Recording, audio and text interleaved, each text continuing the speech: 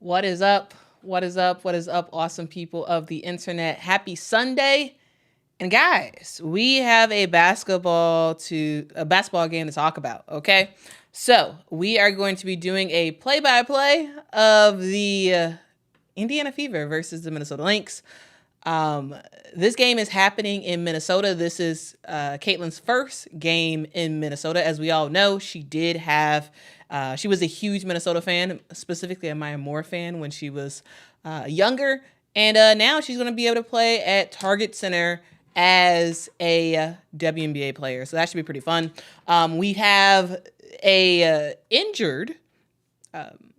injured-ridden team that is the Minnesota Lynx. They are playing without their best player, which is Napheesa Collier. She is still out due to plantar fasciitis. So there's going to be a lot of advantages that this Indiana Fever team is going to have over the that they're going to have over this Minnesota Lynx team, because we have Aaliyah Boston, who's gonna be battling with Dorka Juhas and Alana Smith, and those are players who are, I think, a little bit easier to go against than Napheesa Collier. And so it'll be a better matchup for both Aaliyah Boston and Nalissa Smith. So it should be pretty fun. It should be a pretty fun matchup. I hope you all are interested in talking about this game, because it's about to be a fun one. It is about to be a fun one. Now, guys, coming into this game, yes, the Minnesota Lynx are the better squad. However, I do give the edge to the Indiana Fever, and the reason why I give them the edge is because, again, this Minnesota Lynx team is playing without their best player in Napheesa Collier, and yes, there are other players that can make some stuff happen, like Xander Lassini and Kayla McBride and whatnot. But I do think it's going to be very, very tough for the Minnesota Lynx to compete in the post. Now that's kind of how I see this game happening. Yes, Kayla's going to get hers. Xander Lassini is going to get hers. There's going to be a lot of three-point shots done by the Minnesota Lynx, but it's going to be done in the post. And ultimately, I do think that Nalissa Smith and Aaliyah Boston are going to have a field day. And ultimately, I think they're going to win this game. So for the Indiana Fever, we have Kelsey Mitchell, Caitlin Clark, Katie Lou Samuelson, Nalissa Smith, and Aaliyah Boston. And for the Minnesota Lynx, we have Courtney Williams, Kayla McBride, Bridget Carlton, Alana Smith, and Dorka Juhas. All right, so we're about to tip off with Dorka and Aaliyah Boston. And we are going to get it going. All right, guys, tip-off time. All right, the tip-off is successful. The Indiana Fever have the basketball. Caitlin tried to pass it to Nalissa Smith, and Alana Smith jumped the pass, got the steal, and got the easy layup. All right, that's fantastic defense to start. And we know this Minnesota Lynx team is all about defense. All right, Caitlin gets it successfully to Nalissa Smith. Nalissa has Alana Smith on her. Nalissa finds Aaliyah Boston in the post, and Dorka Juhas can't do nothing. Aaliyah Boston turns and scores. All right, Bridget Carlton with the basketball. She passes out to Dorka Juhas for a three-point shot. Dorka in the corner misses it. Rebound is secured by Aaliyah Boston, and it is time for the Indiana Fever to run another play. Caitlin Clark gets into the paint, goes for the jump shot in the post, misses it. Rebound to Minnesota. Ball goes to Bridget Carlton. She misses the three-point shot. Rebound goes to the Fever. Caitlin has the basketball. She has Courtney Williams on her. She gets a screen from Aaliyah Boston. Behind the back, dribble. She's still dribbling against, decides to back down Courtney Williams. And Caitlin Clark scores. All right. Courtney Williams to Bridget Carlton. Back to Courtney. Get a little give and go between Courtney and Bridget. Bridget has the basketball. Passes back out to Courtney. Courtney at the three-point line. She just has to get inside the paint. Dribbling around. Finds Alana Smith. Alana misses the jumper. Rebound goes to Courtney Williams. Courtney decides to get that jumper of her own. Pop and score. Nice shot by Courtney Williams. All right, guys. 4-4.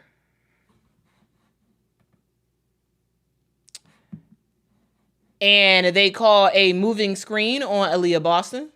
It is another turnover for the Indiana Fever.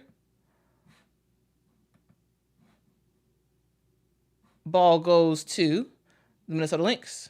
All right, Courtney Williams with the basketball.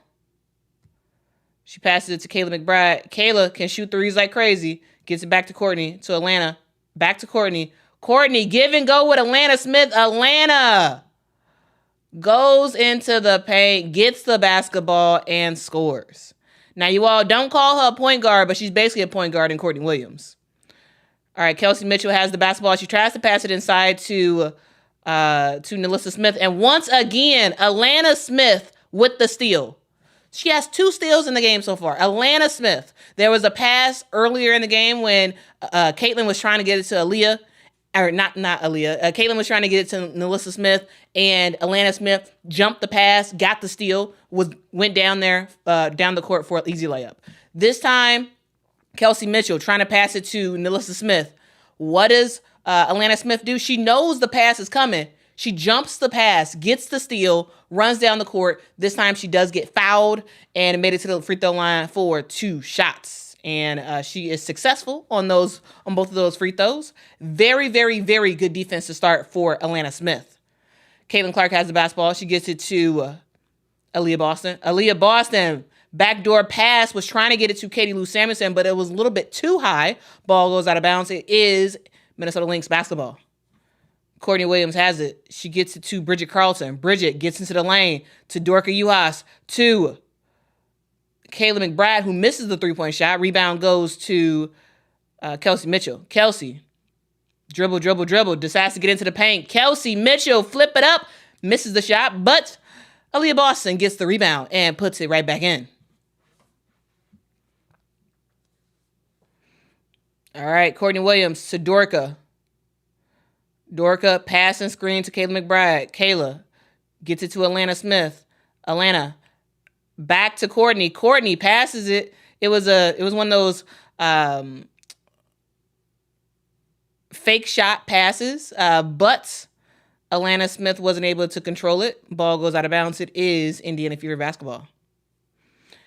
Katie Lou Samuelson with the basketball. She looks inside for Aaliyah Boston. Easy. Fantastic pass to Aaliyah. Dorka Uhas was behind her, and Aaliyah turned and scores. Courtney Williams to Atlanta Smith for a 3-point shot. Atlanta Smith! 7 quick points for Atlanta Smith with a 3-point bucket. Caitlin Clark has the basketball. She finds Nalissa Smith.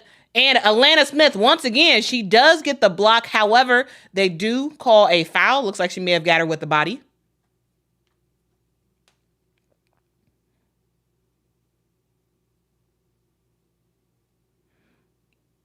That was a fantastic play. Atlanta Smith is playing some pretty good defense and some good offense too. But she does foul Nalissa Smith on that shot. Nalissa Smith is at the free throw line for 2 shots. She just made her first.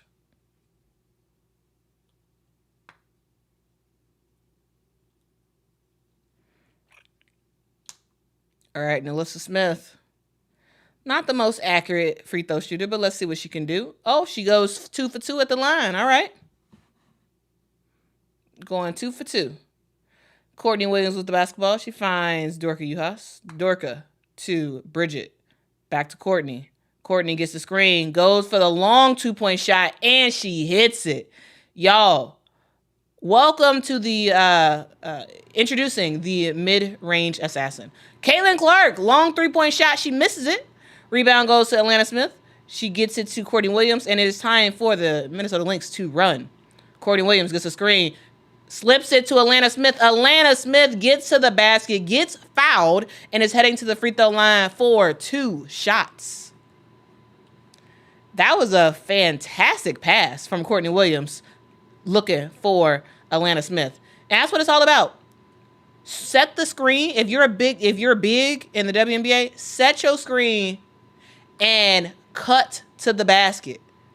Have a direct cut to the basket, and your guard hopefully will find you. And that's exactly what Atlanta Smith did, and she was rewarded with the pass, and she got the foul. Atlanta Smith makes both of her free throws. And it's time for the Indiana Fever to see what they can do. They are down by 5, 15-10. Kelsey Mitchell with the basketball. Thought about getting it to Caitlin. Decides to run around the basket. Almost a turnover. The ball ends up with Aaliyah Boston, but she missed the shot. Rebound goes to Courtney Williams. Courtney to Bridget Carlton. Bridget Carlton running the floor. Misses the shot. Atlanta Smith was trying to get the rebound. Ball goes out of bounds. And it is Indiana Fever basketball.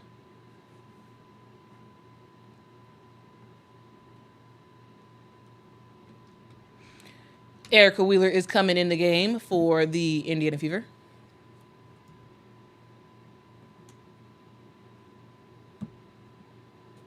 All right, so Erica is playing point. Caitlin has gone out of the game so far.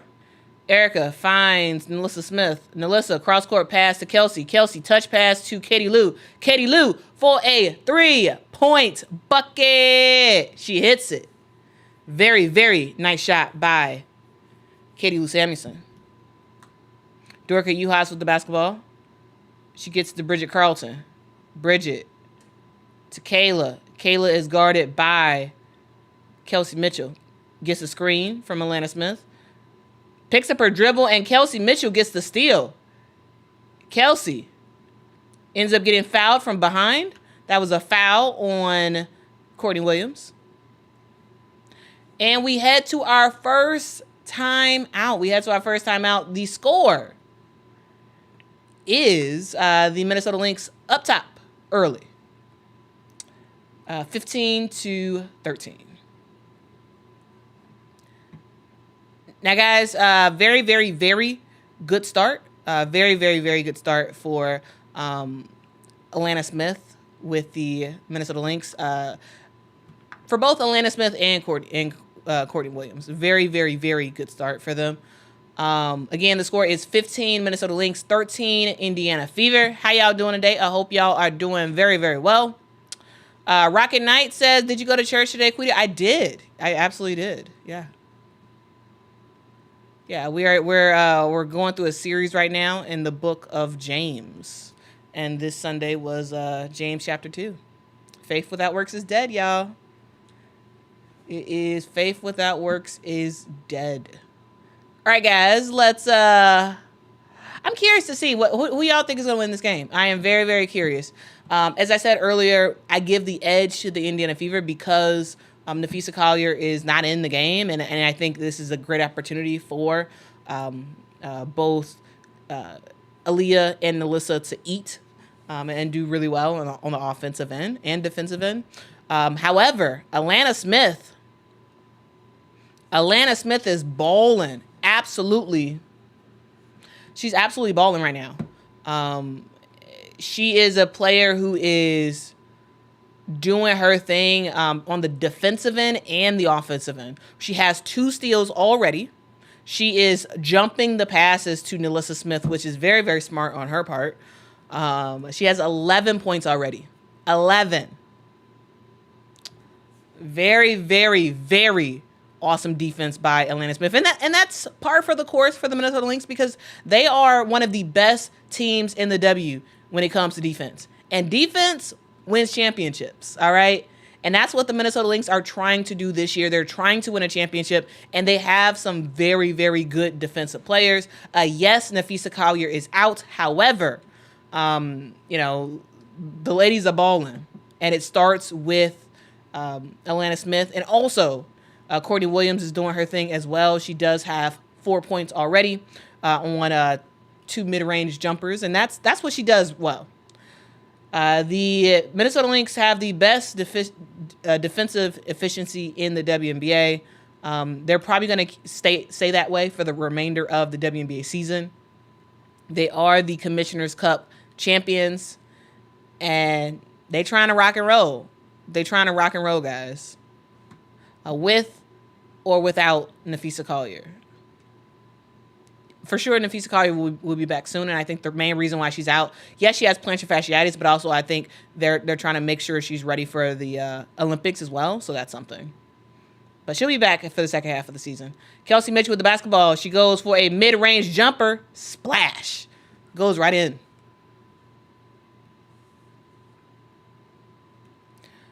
All right. We got Kayla McBride gets the ball to Courtney Williams. Courtney off the screen to Alana Smith. Alana thinking about it. Picks up her dribble. Gets it back to Courtney Williams. Courtney, mid-range shot, a little bit too strong. Hits the back of the rim. Erica Wheeler's pushing. She gets it to Nalissa Smith. Nalissa Smith. Again, good defense by Alana Smith. Wow. She does a great contest without fouling. Ball goes to Bridget Carlton. Bridget misses it. Rebound, Erica Wheeler. Courtney Williams getting slow to get up from the floor. Erica Wheeler gets a screen from Aaliyah Boston. Erica to Kelsey. Kelsey decides for a three-point shot. She misses it. Rebound goes to Alana Smith. And Courtney Williams taking the ball up. She gets it to Alana. Alana to Kayla McBride. Kayla back to Alana. And Alana was trying to get an easy layup, but Aaliyah Boston was right there to meet her. Aaliyah gets the block. Ball goes out of bounds. It is Minnesota Lynx basketball. But again, thank y'all so much for watching. If y'all please hit that like button. That would be very, very awesome. Please hit that like button. Also subscribe to the channel. Make content all about women's basketball. So if that is your thing, rock with me.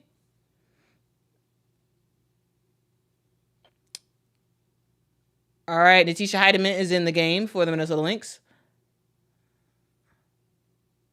Kayla McBride was trying to get it to Alana Smith. Miscommunication. The ball does go out of bounds. It is a turnover. Indiana Fever basketball. And we are tied 15-15 right now. Caitlin Clark has it. She gets it to Erica Wheeler. Erica tries to pass it to Aaliyah Boston, but once again, defense for the Minnesota Lynx. Natisha Heidemann has the basketball. Natisha gets into the paint. Natisha misses the shot. Caitlin Clark with the rebound. Caitlin pushing it. She tries to get it to Erica Wheeler. Almost a turnover. Aaliyah Boston ends up with the basketball, and she scores. Wow.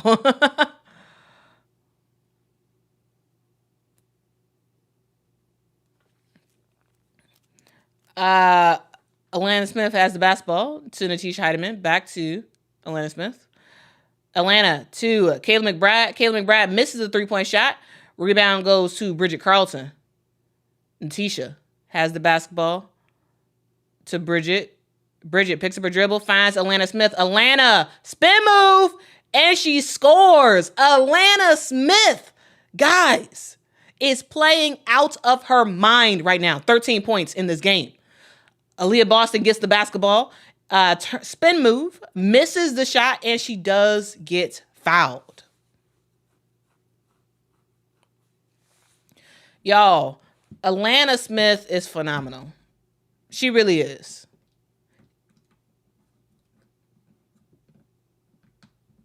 Very, very, very nice.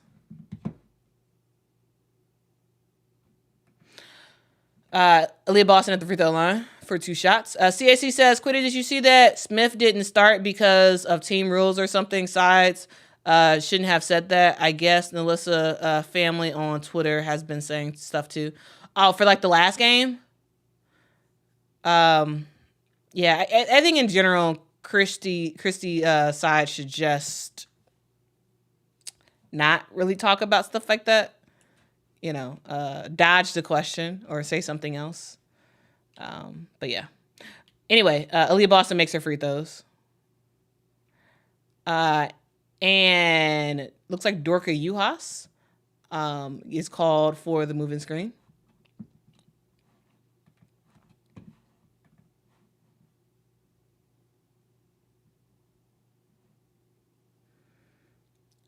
All right, Erica Wheeler has the basketball to Caitlin.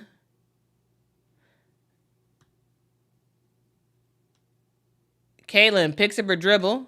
Backdoor pass to Lexi Hall. That is fantastic. Wow. That was a blown play. Caitlin Clark finds Lexi Hall. And Xanda Lassini, she responds with a mid-range jumper of her own. She gets fouled and is heading to the line for one shot. Y'all, Xanda Lassini is a phenomenal player. I know a lot of people don't know about her. I am a big fan of hers. I think she is phenomenal for this Minnesota Lynx team, and she's been with the team for a long time. Xanda Lassini used to play with Maya Moore when Maya was with Minnesota, when she was actually playing in the W. That's how long Xanda Lassini has been on the WNBA scene. All right. She made her free throw. Erica Wheeler with the basketball. To Aaliyah Boston. Aaliyah passes in the corner to Lexi Hall. Lexi trying to work her magic. Finds Erica Wheeler. Erica back to Lexi. Lexi for a three-point shot in the corner. She misses it. Rebound goes to the Minnesota Lynx. Bridget Carlton has it to Dorka Juhas. In the corner to Xanda Lassini. Xanda Lassini working. Spin move. Turnaround jumper. Misses the shot. Rebound goes to Aaliyah Boston. She gets the ball to Caitlin Clark, and it is pedal to the metal. All right. Actually, Caitlin is gonna wait until the last shot. Ball gets poked out of bounds. It is still Indiana Fever basketball.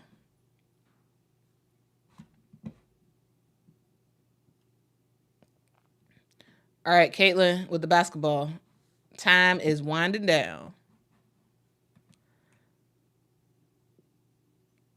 Caitlin, step back three. Misses it. Yeah, a little bit too strong there. But good look by Caitlin. The score is, we have reached the end of the first quarter. The score is 20 Indiana Fever, 19 Minnesota Lynx. I would say this is a very, very, very close game. Very give and take game. I think this is probably going to be the way it's going to be for the entirety of this game. She is going to be a back and forth battle between both the Indiana Fever and the Minnesota Lynx. And when we talk about this Indiana Fever team, they're a team that thrives on transition offense. Transitional offense is like their key, really. It's getting steals, getting a stop, and running the basketball. And also another huge piece for the Indiana Fever is really cutting through the lane. We saw a blown play a couple minutes ago where time was sort of winding down. Caitlin was sort of in no man's land. She picked up her dribble, and Lexi Hall noticed it. Lexi has a beeline to the basket, cutting through the middle. Caitlin finds her, easy bucket for Lexi Hall. Like that's the type of stuff that this Indiana Fever team thrives on. And for the Minnesota Lynx, they thrive on straight up defense. Defense is what leads to offense for them. And we've seen that. We've seen that quite a bit today. We have seen that quite a bit. We've seen a couple of steals by the Minnesota Lynx, specifically by Atlanta Smith.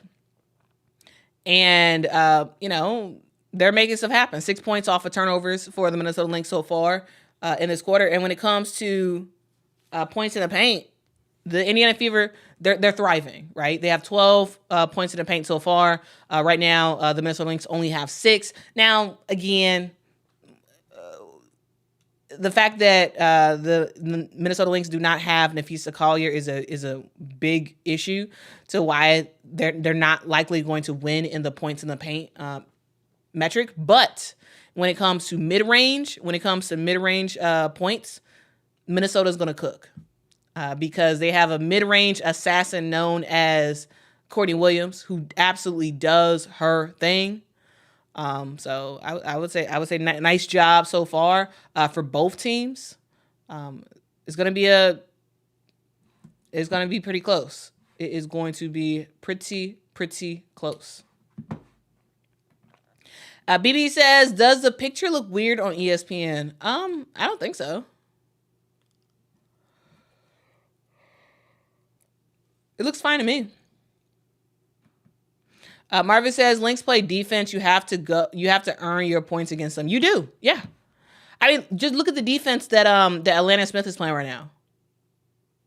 Yes, she got called for. I believe she got called for a foul there on one of the plays, but she is playing some phenomenal defense. Absolutely phenomenal. And it's not just her. It is not just her playing defense. Actually, Atlanta Smith has 2 fouls actually. So that's gonna be something that that this team's gonna have to deal with. Lindy says, yes, wide angle ESPN. Rockin' I said those yawns are contagious. I'm not even totally sure why I'm yawning because I got sleep last night, so sorry about that, guys. I'm trying to cover my mouth when I yawn, so yeah. So it's not as contagious. All right, we have started the second quarter. Bridget Carlton has it. She gets it to looks like that was Kayla McBride with the jump shot.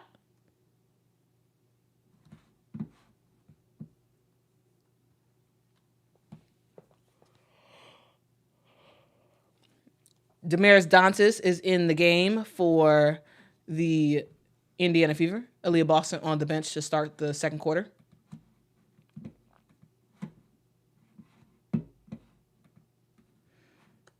Lexi Hall has the basketball.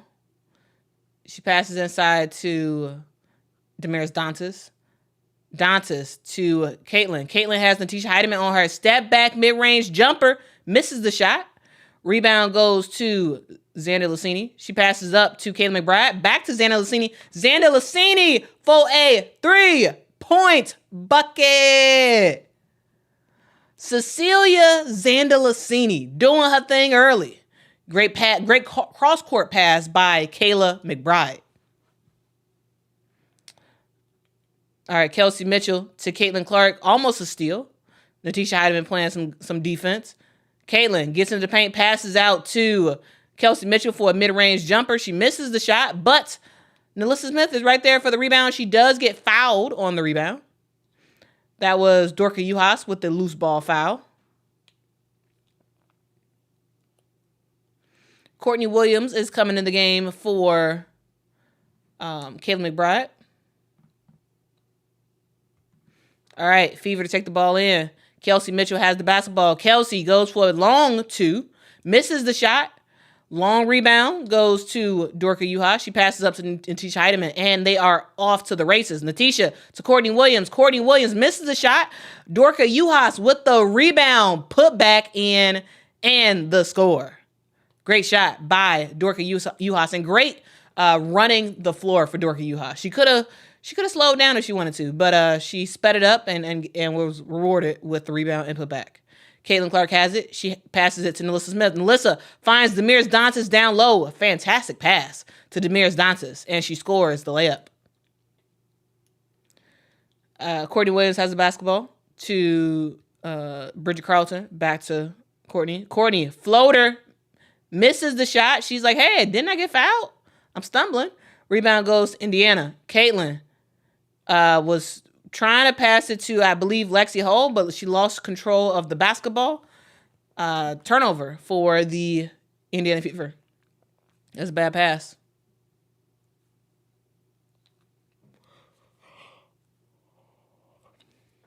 Natisha Heidemann with the basketball to Bridget Carlton. Back to Natisha. Bridget Carlton for a 3-point bucket. Bridget Carlton. Y'all, she can shoot threes like crazy. Okay? All right, Kelsey Mitchell. Kelsey Mitchell with the hop, skip, and a jump. Misses the layup, but Nalissa Smith gets the rebound and gets the putback. Natisha Heidemann with the basketball. She gets it to Bridget Carlton. Back to Natisha. Natisha, step back. Thought about the 3-point shot. Passes back to Bridget Carlton. Bridget Carlton for a 3-point shot. It hits the front of the rim. Rebound goes to Caitlin Clark. Tries to pass it down to Nalissa Smith. Ball control is lost. And the Indiana Fever have another turnover.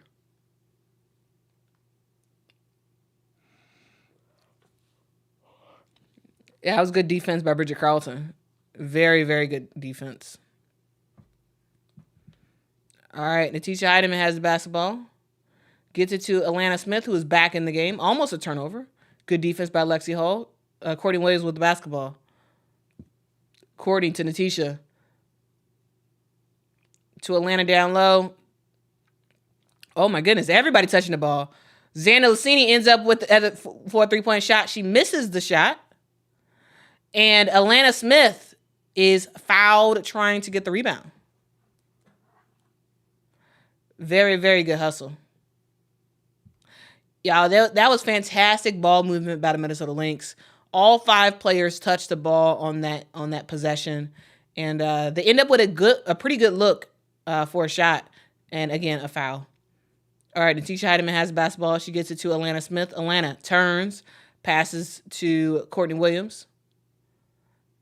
Courtney gets it back to Alana Smith, who has a mismatch. Alana misses the shot, and it is a foul, a loose ball foul on Bridget Carlton.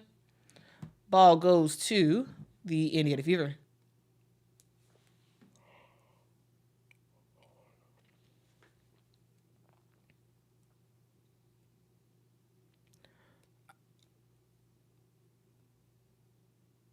All right, guys. Natisha Heidemann comes out of the game.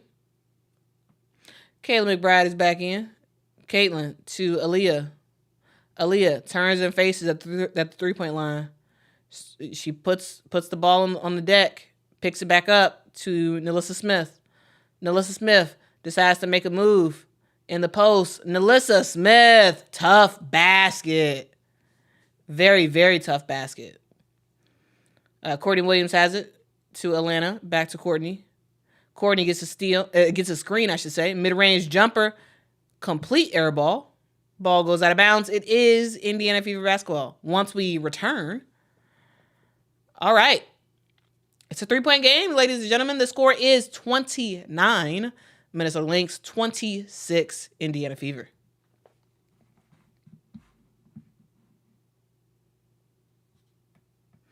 Booker B says, with Minnesota being shooters, it brings Boston out the paint. Yep.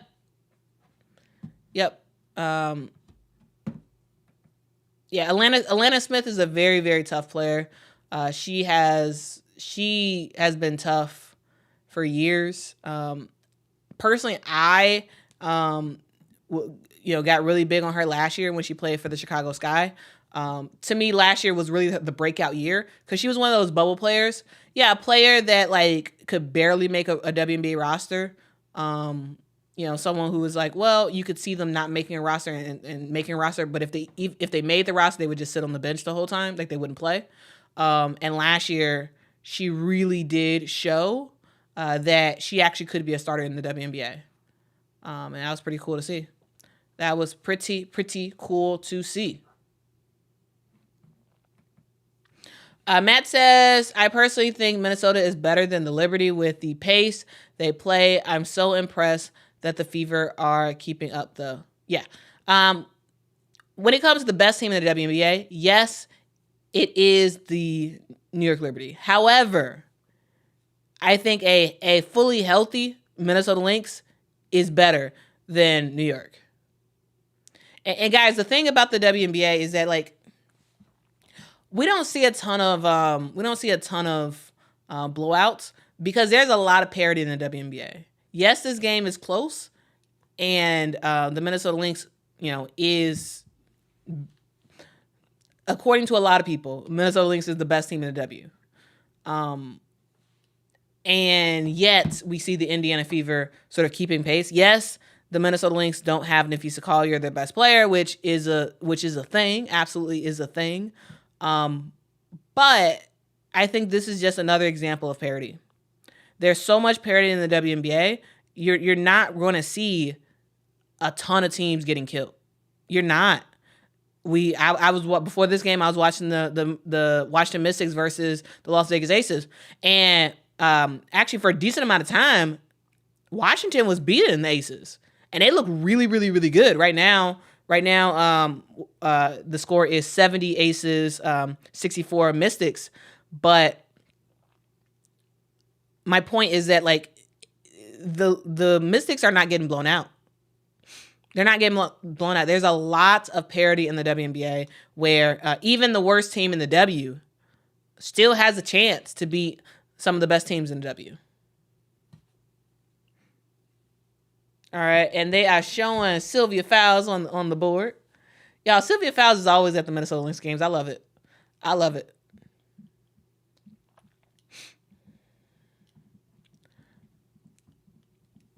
All right. Caitlin has the basketball. She gets it to Aaliyah Boston. Aaliyah to Lexi Hall. Lexi Hall in the corner to Kelsey Mitchell. Kelsey Mitchell for a mid-range jumper. She is offline. Rebound goes to the Minnesota Lynx. Courtney Williams with the basketball. She gets a screen set for her. Passes to Kayla McBride. Kayla McBride, quick three-point shot, and it is up and in. Kayla McBride, how do you do, lady? How do you do? Caitlin Clark has the basketball to Kelsey Mitchell for a three-point shot. Kelsey misses it.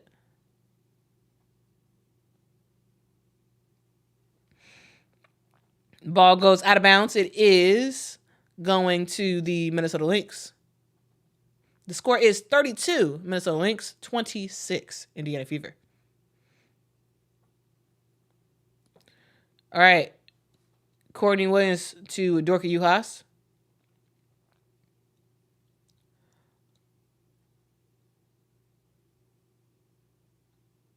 Oh, looks like there is an offensive foul on Xana Lucini. She set a moving screen. All right. Caitlin Clark with the basketball. Caitlin to Nalissa Smith. Nalissa to Lexi Hall. Lexi Hall in the corner to Kelsey Mitchell for a 3-point bucket. Nice shot.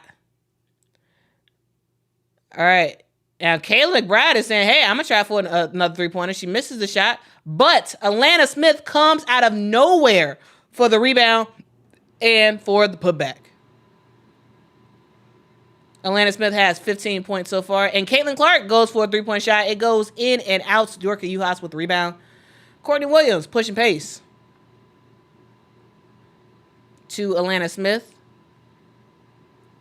And Xana Lucini to Alana Smith. Alana for a three-point shot. She barely hits the rim. Rebound, Lexi Hall. Caitlin has it to Nalissa Smith. Nalissa, tough attempt. She misses the shot, but Aaliyah Boston is there for the putback. All right, Courtney Williams. Down low to Dorka Juhas. The ball gets knocked out of bounds. It is Minnesota Lynx basketball.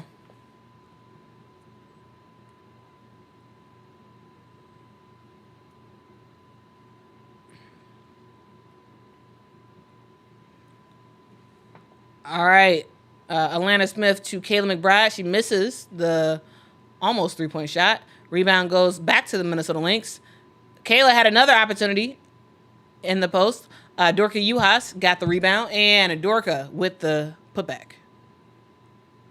All right, Caitlin Clark with the basketball. She decides to heave-ho for a long three-point shot, and it is a 3-point bucket for Caitlin Clark, her first 3 of the basketball game so far. She now has 5 points. Kayla McBride to Courtney Williams.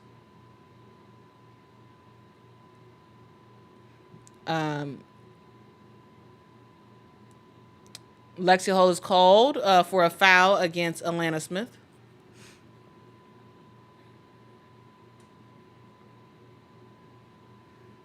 Bridget Carlton taking the ball out of bounds. She gets it to Alana Smith. Alana to Kayla McBride, who was mad that she didn't get called for get the foul call earlier.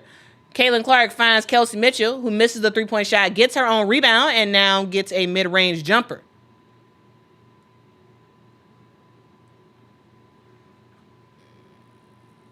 All right, Courtney Williams off the screen. She gets it to Dorka Juhas. Back to Courtney Williams. Another screen. Mid-range.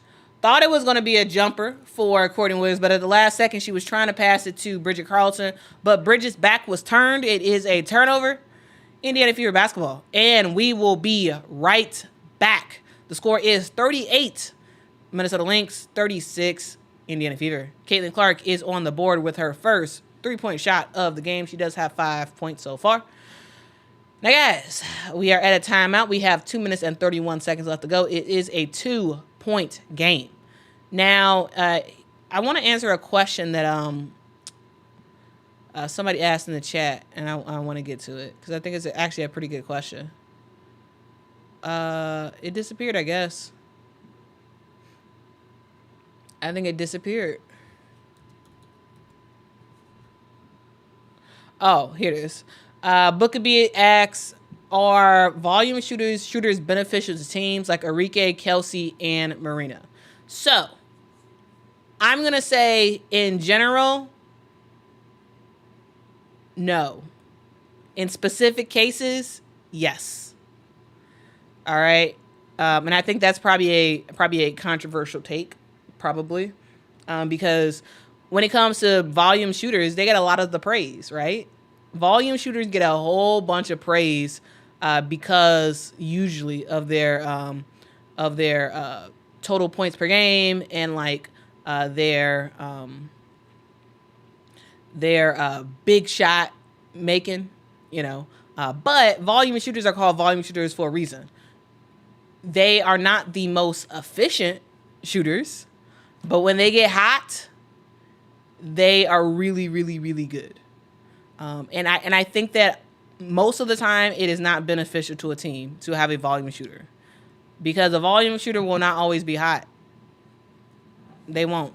I mean, that's kind of like the definition. They're not always going to be. They're not going to be hot all the time. And if you run your team around a volume shooter, you will lose.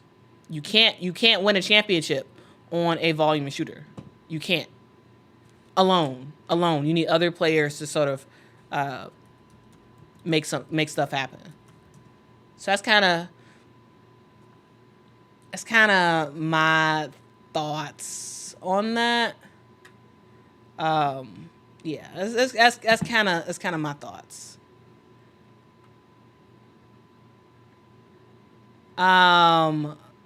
FM says, who is a volume shooter? Well, I'll do the definition of my definition of a volume shooter, and then you all can determine who y'all think is volume shooters, okay? So a volume shooter to me is a player who shoots a whole lot of field goals to score points. All right, because a player can have 20 points. A volume shooter is someone who shoots like close to 15, 16, 17 field goals a game to score like 20 points. That's a volume shooter. A volume shooter, yeah. Caitlin Clark with we have restarted. Guys, we're gonna get back to this conversation once we hit another timeout. All right, Caitlin Clark missed a 3-point shot. Minnesota Lynx has the basketball. Bridget Carlton has it. Pump fake at the 3-point line. She passes out to Alana Smith. Alana Smith for a 3-point shot. She misses it. Hits the back of the rim. Rebound. Kelsey Mitchell. Caitlin taking the ball down the court. She gets into the paint. Passes to Kelsey Mitchell. Kelsey to Erica. Erica to Katie Lou. Katie Lou back to Erica. Erica decides to shoot a 3-point shot of her own. She misses it. Rebound goes to Dorka Juhas. She gets the ball to court. Rebound for the Minnesota Lynx. Courtney Williams has the basketball. Courtney to Dorka Juhas. Dorka for a 3-point shot. She misses the shot. Ali Boston with a rebound.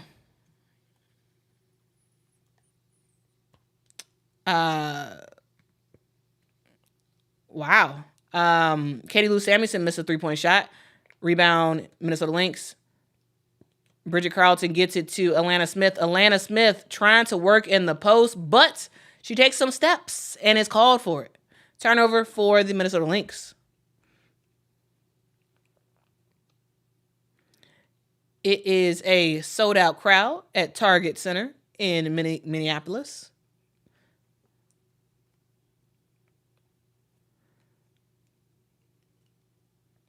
All right, Caitlin to Kelsey.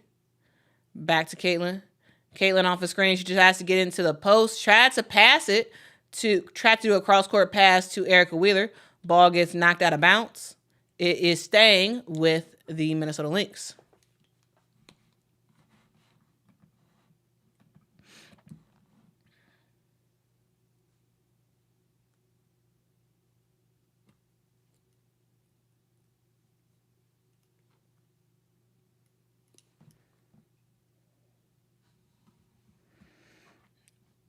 All right, Erica Wheeler has the basketball to Caitlin Clark. Caitlin in the paint, and she scores. Tough basket by Caitlin Clark.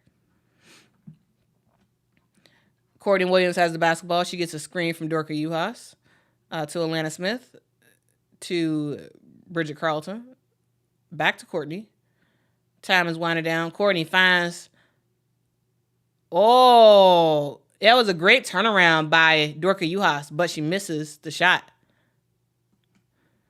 Head pass to Kelsey Mitchell was unable to be controlled, and it is a turnover by the Indiana Fever. All right, Natisha Heidemann has the basketball. Time is winding down.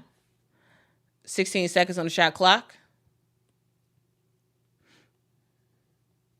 Natisha setting up for the last play.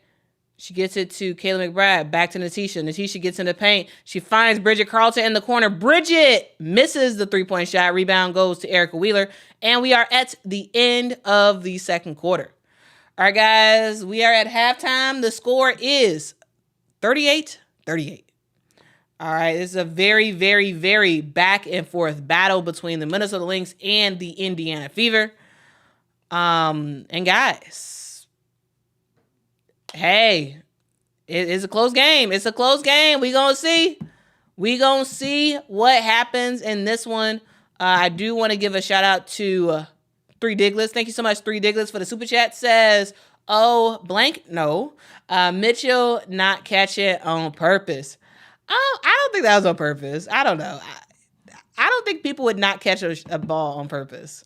But yeah, she Aaliyah Boston towards the end of that first half, Aaliyah Boston was trying to pass it to Kelsey Mitchell, and Kelsey just wasn't. I think she just didn't run as hard enough in her lane to be able to catch that. But one thing for sure is foe is life. Yeah, both teams are atrocious from the 3-point line. Both teams. All right. The Minnesota Lynx are shooting 23% from the 3. The Indiana Fever is shooting 21%. They're just struggling from the 3-point line. And guys, let's see.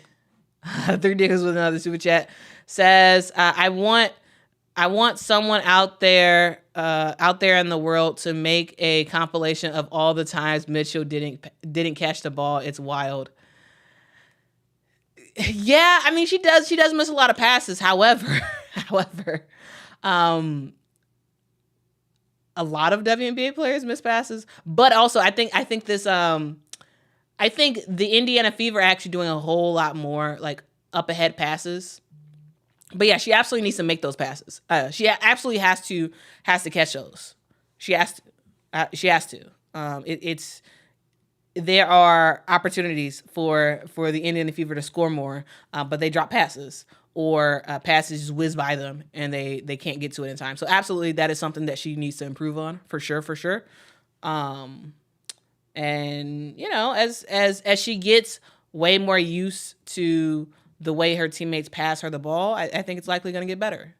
I think it will. And it's not just her. I don't want to just single her out, but yes, she did absolutely just miss that pass. I believe it was Aaliyah Boston who was trying to give her the ball at the end of that first quarter, or first half, I should say.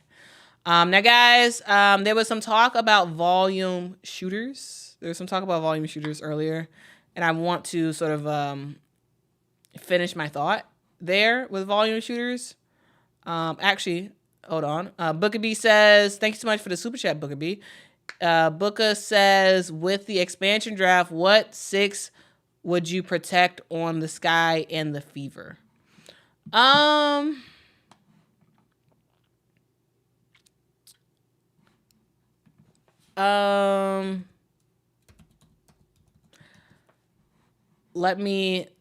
Give me a sec to think about that. Give me a sec to think. While I'm thinking, guys, let me just walk y'all through that first half of stats real quick. Alana Smith is the best player out there for the Minnesota Lynx so far. She has 15 points, 3 steals, 6 rebounds to start the game. Aaliyah Boston already has a double-double. She has a double-double already. 11 points, 10 rebounds. Fantastic play so far for her. And yeah, so she's playing really well for the Indiana Fever. Now, let me go through and let you know, Booker B, to answer your question. And guys in the chat, y'all can answer it too. This is Booker B's question. Says, with the expansion draft, what 6 would you protect on the Sky and the Fever? Since we are watching the Fever play, let's do the Fever first. So for the Fever, I am protecting, well, I think actually several things to know, guys. Kelsey Mitchell is an unrestricted free agent next year. Erica Wheeler is an unrestricted free agent. Timmy Fagbenle is a restricted free agent next year. So with that in mind, you cannot protect Kelsey Mitchell because Kelsey Mitchell is a free agent. She can do whatever she wants to do. So it would behoove the Indiana Fever, in my opinion, to keep her. However, who knows? Kelsey can go anywhere she wants. So I'm not going to include Kelsey on this, and that's not me throwing shade to Kelsey.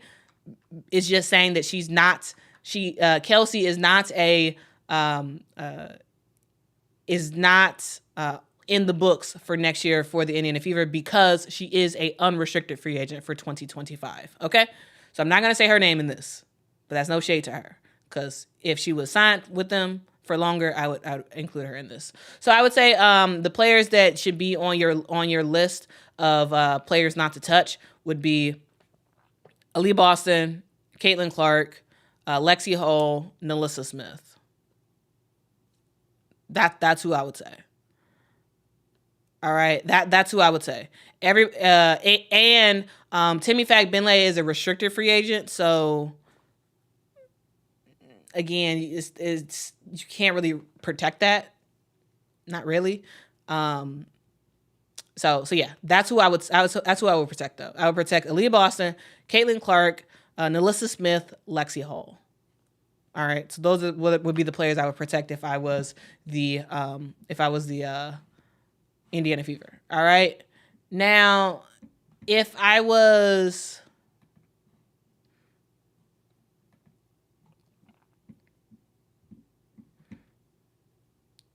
guys, I want to go to the Chicago Sky. I want to go to the Chicago Sky and talk about who I would protect for the Sky. Several things to note is that almost the entire team for the Chicago Sky are unrestricted free agents next year. All right. So next year, Isabel Harrison is a unrestricted free agent. Brianna Turner, unrestricted free agent. Elizabeth Williams, unrestricted free agent. Diamond Shields, unrestricted free agent. Michaela Onyenwere is a restricted free agent. So the Sky would have first dibs to get her. To get her to resign. Dana Evans is a restricted free agent. Kennedy Carter is a restricted free agent. So with that in mind, I mean the players that you would the only players that you would really protect would be Angel, Camilla, Lindsay, and Marina Mabry. So those would be the 4 players that you would protect, and you would do whatever you can to get Kennedy Carter to re-sign with the Chicago Sky. Do whatever you can to get her to re-sign, and once she re-signs, yes, protect her too, because you absolutely do need Kennedy Carter.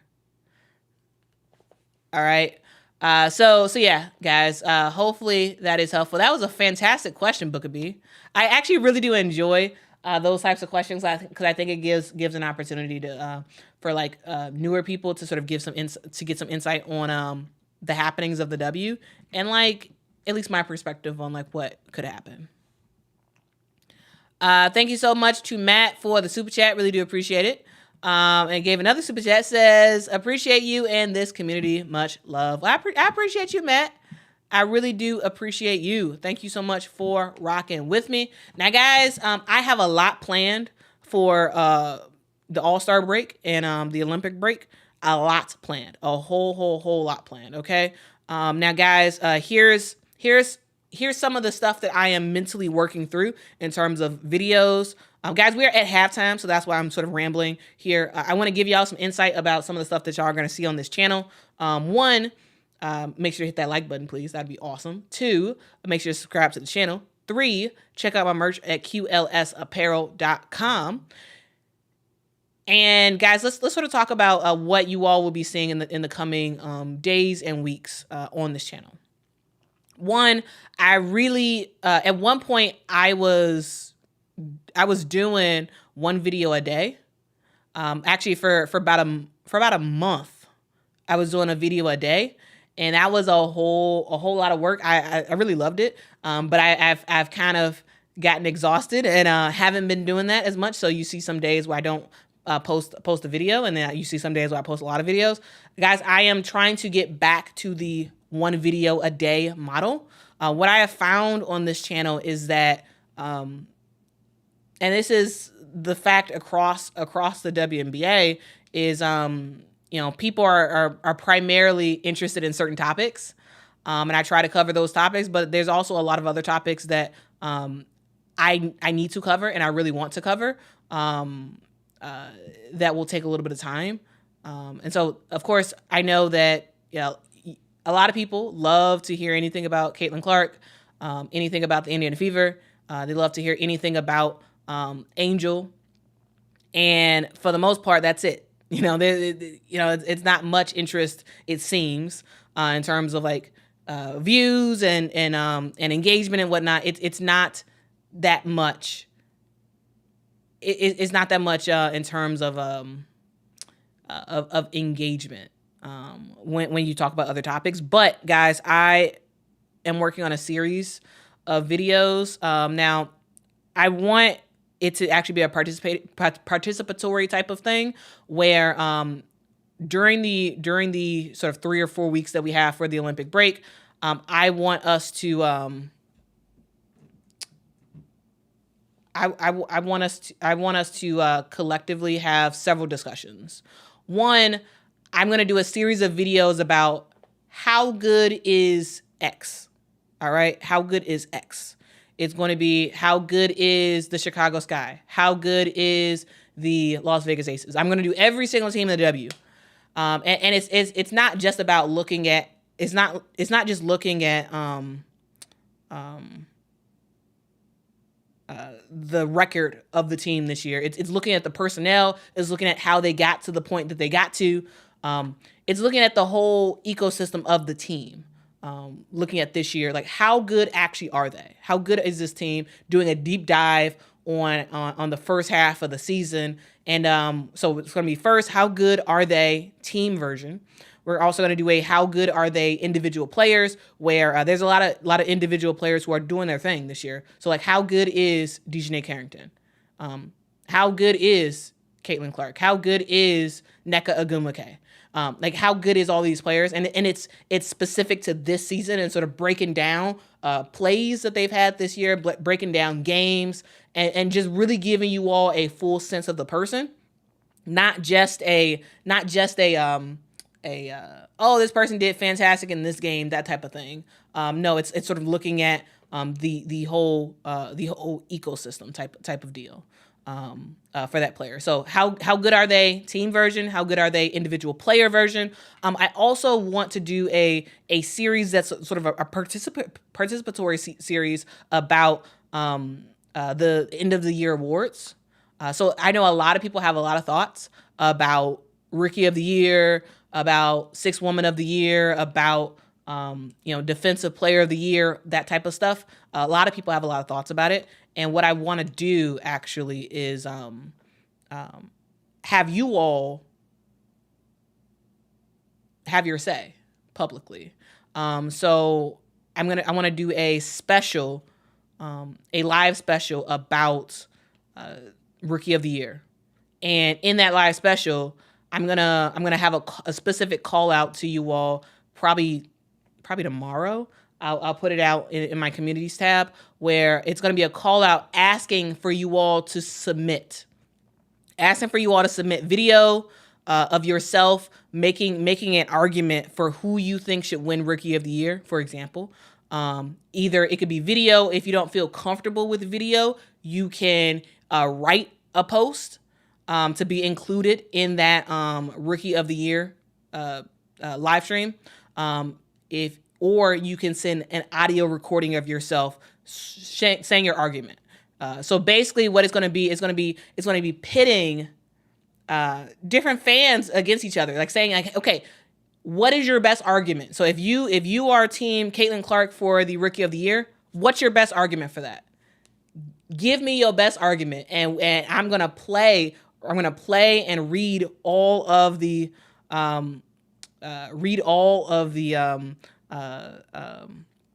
submissions that you all have, and then at the end of that, I'll share my thoughts about who I think is going to win Rookie of the Year, and then we would all vote. I would have a poll at the end of it. So it's saying, basically, after hearing all the arguments for or against certain players for Rookie of the Year, who is your Rookie of the Year pick right now? And then you would vote, and then we would have a awesome people of the internet vote for Rookie of the Year. So I'm saying Rookie of the Year as an example, but it's going to be for all the postseason awards. Okay, it's not just going to be about Rookie of the Year, but I just wanted to give that as an example. So guys, what do y'all think about this idea? I'm working through the specifics right now, but I really want to, like, you all are phenomenal. I really do appreciate y'all rocking in the chat with me. I really do.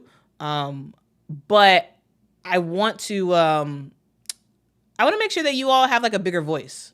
I want to make sure you all have a bigger voice, because yes, in the comment section, y'all phenomenal, and I read all the comments, and I don't always get to comment all the time, but yeah, that's my sort of thoughts there. All right, guys, we have started the third quarter.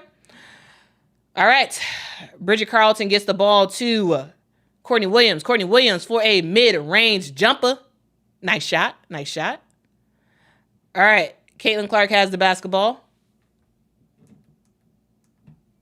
Caitlin gets the screen, passes it to Nalissa Smith. Nalissa Smith for a mid-range jumper. Misses the shot. Rebound goes to the Minnesota Lynx. All right. Atlanta Smith with the basketball. She gets it to Courtney Williams. Courtney back to Atlanta Smith. Atlanta for a mid-range jumper. Off the mark. Rebound goes to Nalissa Smith. Caitlin Clark with the basketball. Caitlin gets the screen. Finds Nalissa. Nalissa thought about the mid-range shot. Decides to get in the paint. Spin move. Turn around. Jumper. Gets fouled and hits the shot. Very, very nice job by Nalissa Smith.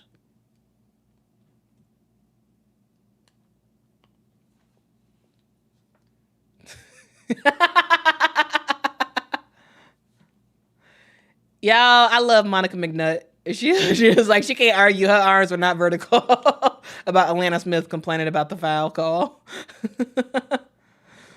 All right. But guys, hopefully, I haven't launched it yet, so I hope nobody takes my idea. But those are all my ideas of what to do during the mid break. All right. And shout out to Michael, Repeat Tour, aka Michael, for helping me out with some suggestions. Guys, I love your suggestions. I really do. Turnover by the Minnesota Lynx. It is Indiana Fever basketball. I love y'all suggestions. Please keep them coming. Like, people give suggestions, and I'm like, oh, and I take an idea and I expand it even further, and that's awesome. So Keep suggestions going. All right, Caitlin Clark to Nalissa Smith. Nice pass. Very, very nice pass. All right, Courtney Williams with the basketball. She gets into paint. Courtney Williams passes out to Bridget Carlton for a 3-point bucket. Very, very, very nice shot. Aaliyah Boston in the paint. Misses the shot. Gets her own rebound. Passes out to Nalissa Smith. To Katie Lou. Katie to Kelsey Mitchell. Kelsey dancing around, trying to get in the paint. Ends up getting the turnover. Another turnover by Alana Smith. Alana to Courtney Williams. Courtney gets the screen. Courtney back to Alana. Alana trying to work against Katie Lou. She misses the shot. Ball goes out of bounds. It is Indiana Fever basketball. Dorka Juhas falls to the ground. They do not call a foul call on that one.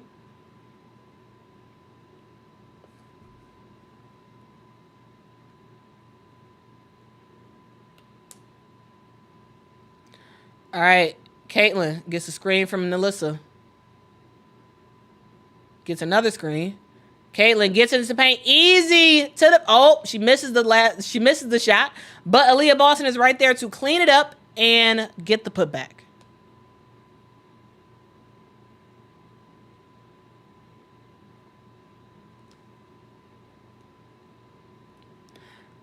All right.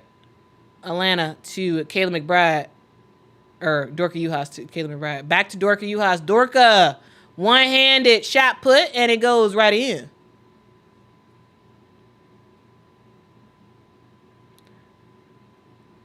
All right, Caitlin with the basketball. Caitlin gets the screen. Passes out to Katie Lou. Katie Lou Samuelson tried to pass it back to Caitlin, but well off the mark. The ball goes out of bounds. It is Minnesota Lynx basketball. Yeah, Dorka Juhas walked on that one. The refs didn't call it. All right. Courtney Williams gets a double screen to Kayla McBride. Kayla has Kelsey Mitchell on her. Gets a screen. Ball goes to Alana Smith, who misses her shot. Gets her own rebound. Passes out to Bridget Carlton. And Bridget Carlton for a 3-point bucket. Very, very nice shot. All right, Caitlin Clark off the screen. She passes out to Kelsey Mitchell for a 3-point bucket. Yeah, it's raining threes. Courtney Williams with the basketball to Bridget Carlton. Back to Courtney. To Alana Smith. Alana back to Bridget. Bridget was trying to get it back to Alana Smith, but kickball by Nalissa Smith. The ball stays with the Minnesota Lynx.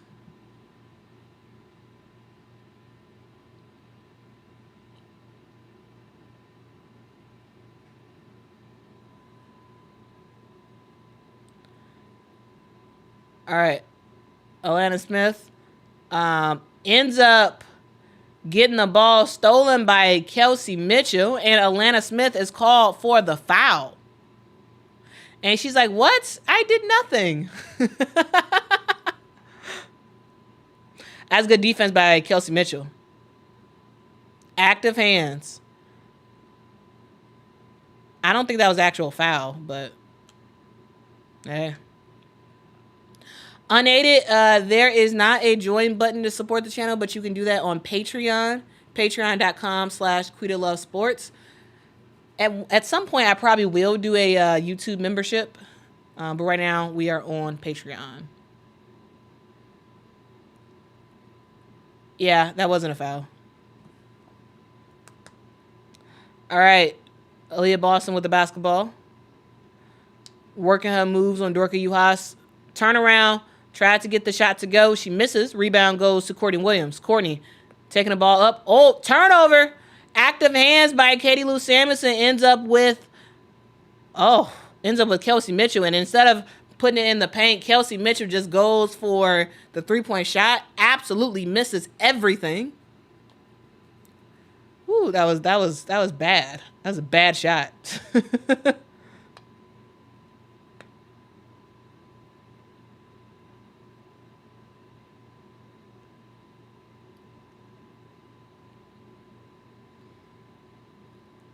All right, looks like there is a timeout on the floor. Timeout on the floor.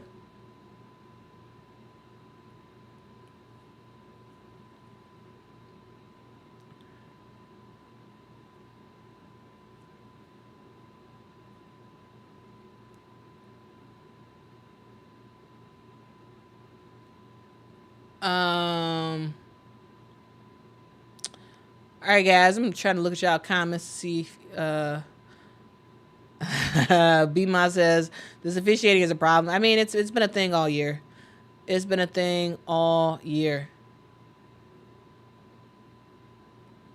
Book of E said, I sent up free suggestions to your DMs, even though they seem like a lot of work. My suggestion. Book of E, you're the one who sends them on Instagram. They are great ideas. It's just, it is quite a bit of work, to be honest with you. But they're fantastic ideas. And I'm trying to get to stuff here and there. So the plan I just gave y'all is my plan for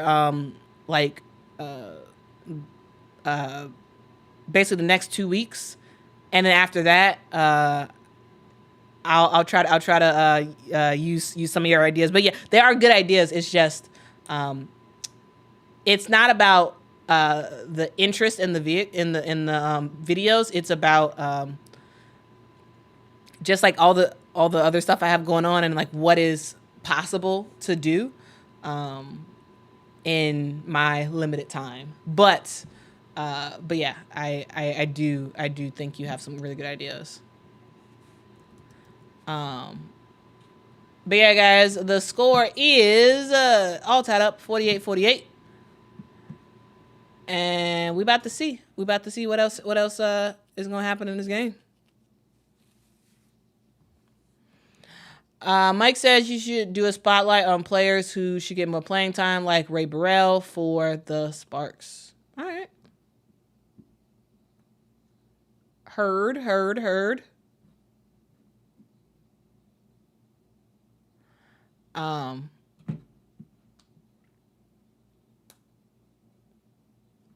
Oh, I missed this earlier.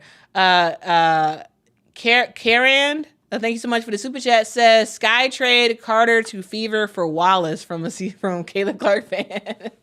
Oh, that's definitely not gonna happen.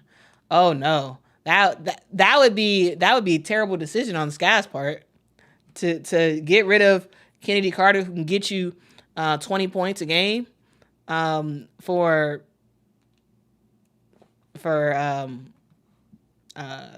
Christy Wallace. Like that would be a terrible decision. That'd be an absolutely terrible decision. That's never gonna happen. Yuzora said, actually, you take sides. Geez, y'all are cruel. FM says Miss President should get to work. He ain't doing much else.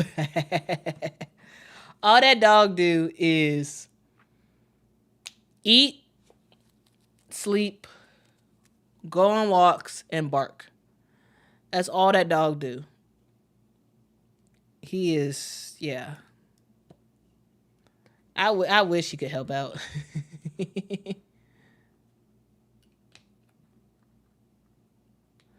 All right, the officials are reviewing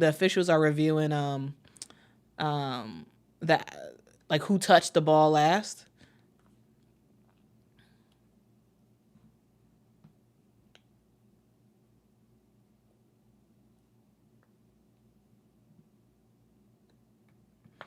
Guy says most people go to work and have to do a good job to earn a living. WNBA refs earn a living by being atrocious. Well, I will say that I don't think they do it on purpose.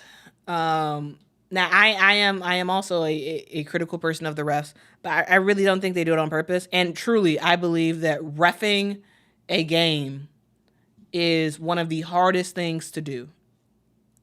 I know because I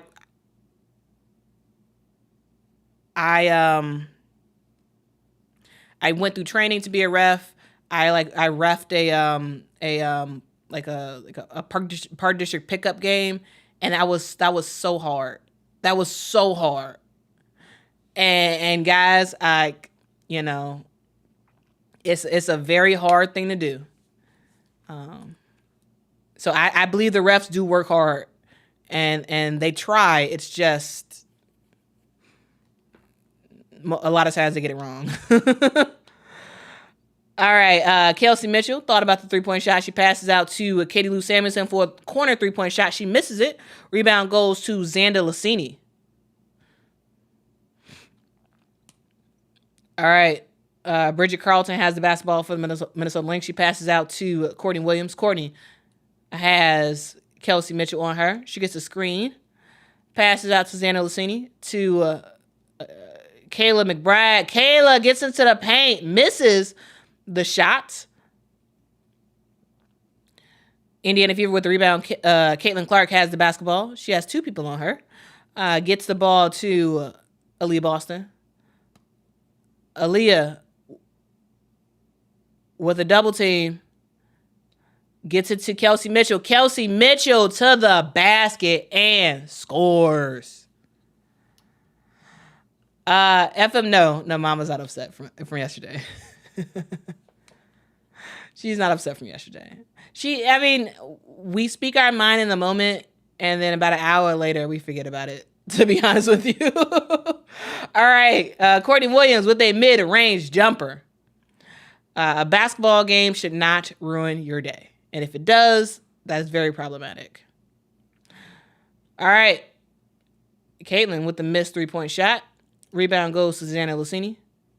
Ball goes up to Bridget Carlton. Bridget to Dorka Juhas. She passes out to Kayla McBride. Kayla to Xanda Lassini. Xanda Lassini with the one-handed shot. Misses it. Rebound goes to Aaliyah Boston. Aaliyah Boston has been cleaning up the boards all day. Caitlin Clark with the basketball tried to do a behind-the-back pass to Melissa Smith. The ball was not able to be controlled. It goes out of bounds. It is still with the Indiana Fever. Erica Wheeler is coming in the game.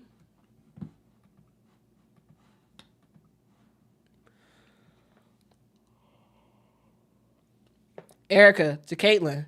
Caitlin steps on the out-of-bounds line. It is a turnover.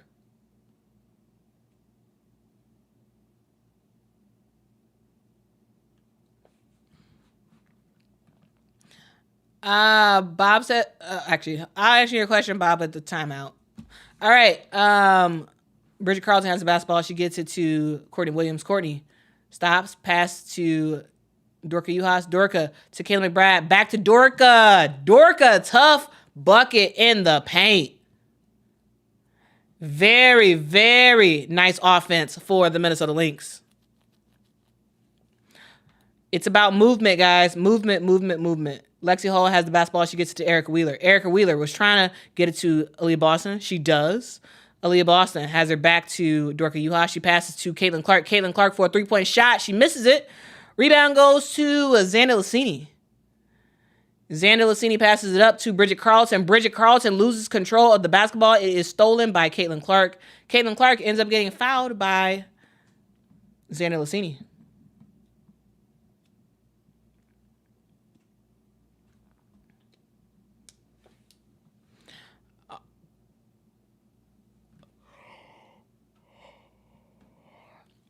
All right, lots of people are mad. Oh, and the refs are reviewing something.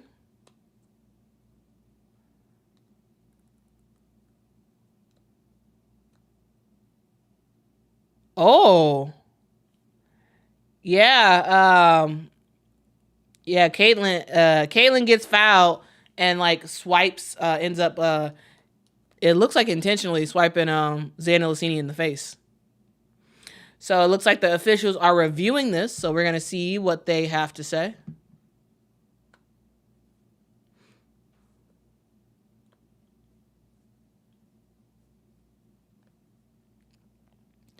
What was that question?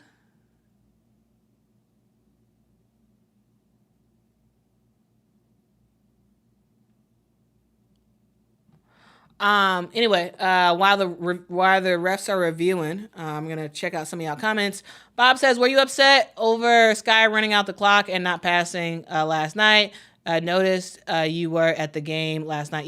Yeah. So I was a bit annoyed. Like I was like, come on, at least pass her the ball to get some sort of positive about the game. So yeah, the Sky had already lost. It was seconds left to go. They passed it down low to Angel, but she was like she was like doubled or tripled or whatever, and so she passed it back out. She reset it, and I was like, okay, get the ball to Angel so she could do something in the paint. They didn't. Time runs out. I was annoyed at it. Yeah, I was yelling. I was yelling like, hey, pass her the ball. So was the rest of the crowd. But am I mad? No, I was pretty annoyed at it in the moment, but like at the end of the day, I don't totally care. Yes, like it's it's just a double record. It's not the biggest deal in the world. Because again, guys, in general, the way I sort of think about sports is my emotions are in real time. My emotions about sports and what happens in a game is real time. And after about an hour, maybe two, I'm over it. Like it doesn't bother me. Like it's not a big deal, to be honest with you. So yeah.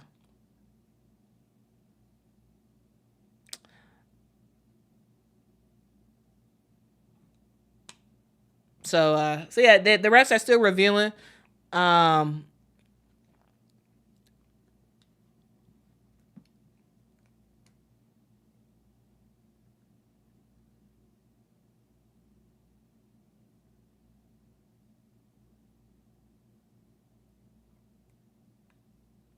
okay. All right, so they called a technical foul on Caitlin Clark. I think that's the right call. That's the right call. Yeah, that's the right call. That's fine.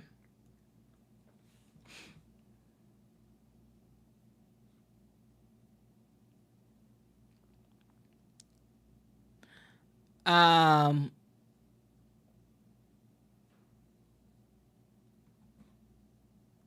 yeah, I mean, I think that's a warranted tech. That's a warranted tech. Not a big deal. It was it. I don't think she was trying to get Xana Lucini's face, but I do think it was, hey, leave me alone. Stop hounding me. That was like it was that type of thing. Like leave me alone. And she got her face. And so yeah, that deserves a tech. It's, not a big deal.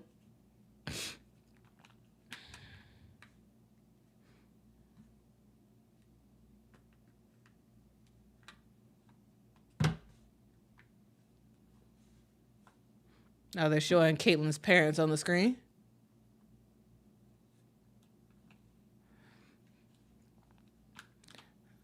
All right.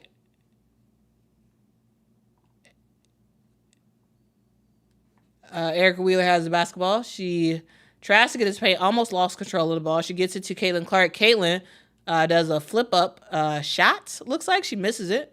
Rebound goes to the Minnesota Lynx. Courtney Williams with the basketball. Courtney cross court pass to Bridget Carlton. Bridget for 3. Bridget Carlton with the awesome bucket. All right, Caitlin Clark has the basketball. Was trying to get it to Nalissa Smith, and she is fouled. It looks like that was a foul on Bridget Carlton.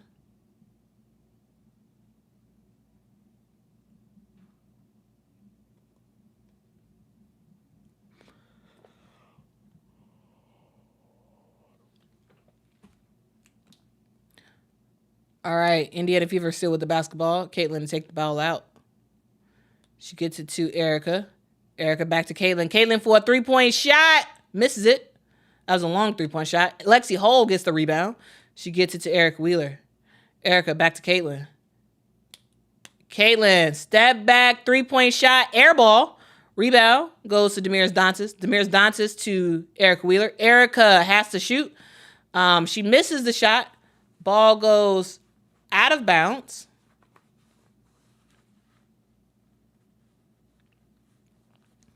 It is Indiana basketball.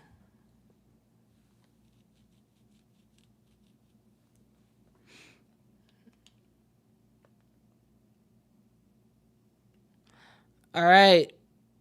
Xander Lucini has the basketball. She finds Courtney Williams. Courtney pass to Bridget Carlton. In the corner for Kayla McBride. She missed the shot. Sika Kone with the rebound. She passes to Courtney Williams, who shoots a mid-range jumper. She gets fouled on that, and it will head to the line for 2 shots.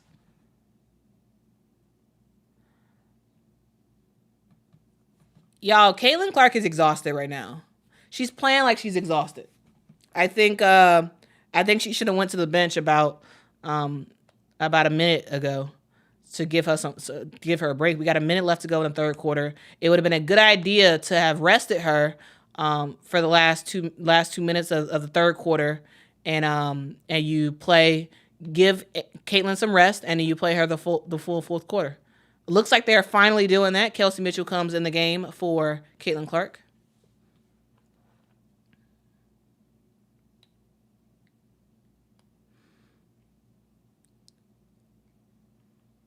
All right. She makes her free throws. Erica Wheeler playing point, taking the ball up for the Fever.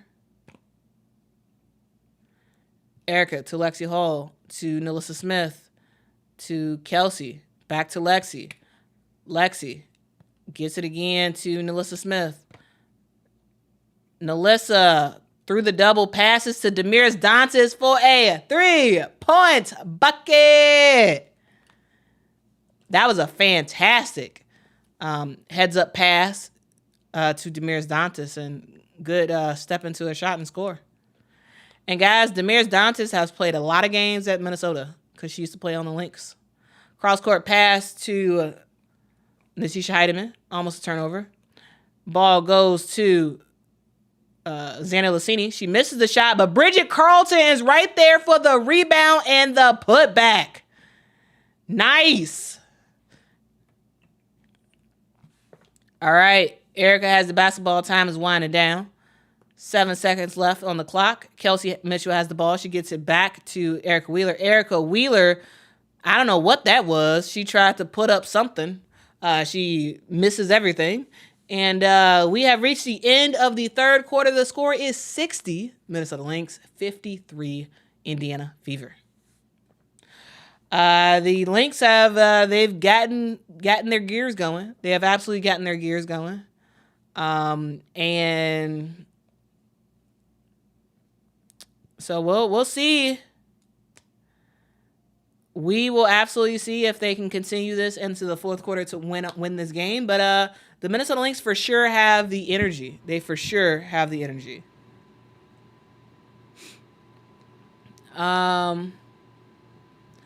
B-Man says, I know it hurts to see Dantas draining threes for another team. Yeah.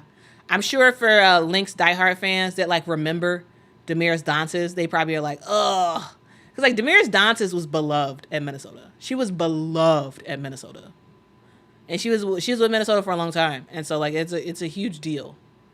Huge deal. I see folks in the chat complaining about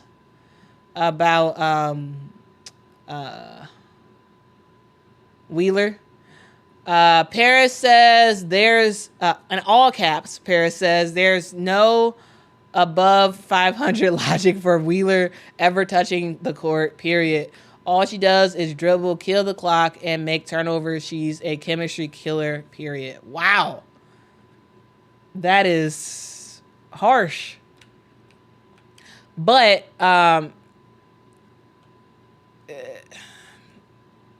there is a place for Erica Wheeler. However, I think that a lot of times she plays in the wrong position when she gets in the game, and she plays too many minutes.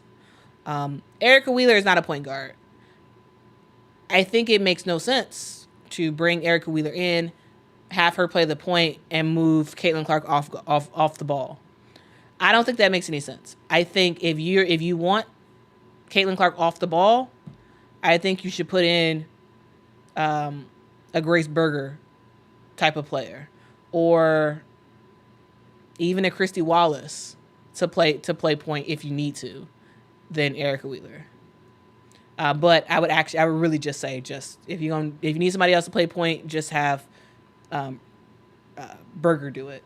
But yeah, in a lot of ways, yeah, definitely does change the tenor of the game when she comes in. All right, thank you so much, Allison, for the super chicks. Can't talk right now. Thank you so much, Allison, for the super sticker. It is a parrot character bowing down, saying thank you. Okay. I appreciate the super sticker. I appreciate the support. Thank you. And you guys are really the people that sort of make this thing happen, and I really do appreciate y'all so much. I really do.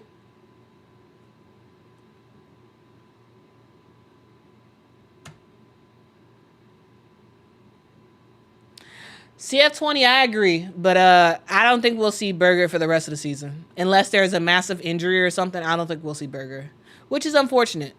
I think it's very unfortunate because I really do think Berger is a good player. I really do.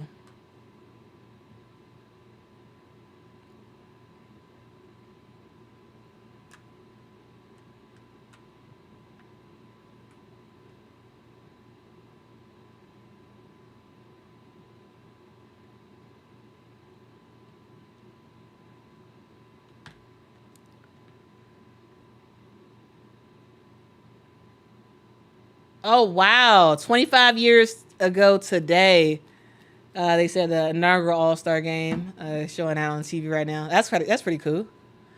That is pretty cool.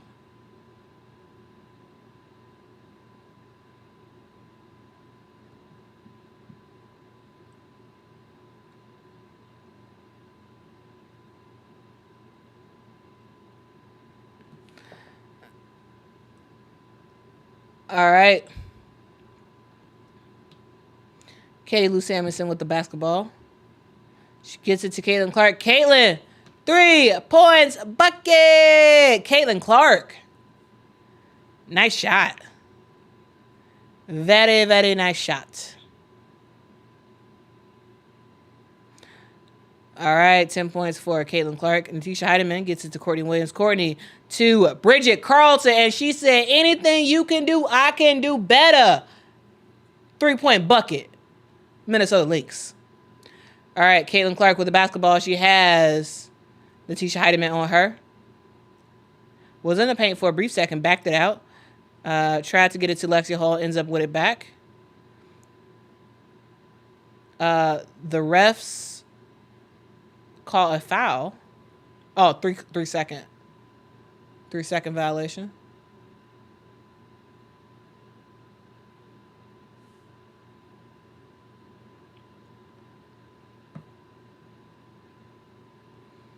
That was a defensive 3-second. And Caitlin Clark makes the technical free throw.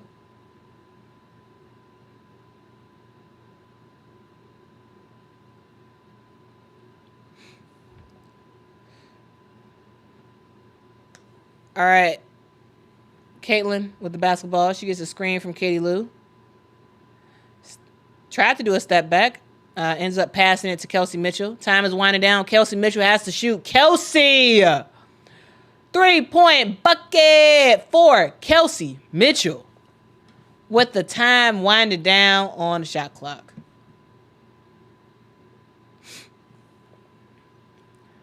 All right. Courtney Williams with the basketball. She does get her shot blocked by Lexi Hall. And down the court, Lexi Hall gets her shot blocked by Bridget Carlton. It looks like that was Bridget Carlton who had that block. Ball goes to Xana Lucini. Xana Lucini to Sika Kone. Sika Kone gets her shot blocked. Oh my goodness. It's Block City. Block City. Block City. All right. Katie Lou Samuelson gets a shot for a 3-point bucket for Katie Lou Samuelson. Wow. Indiana. We all tied up 63-63.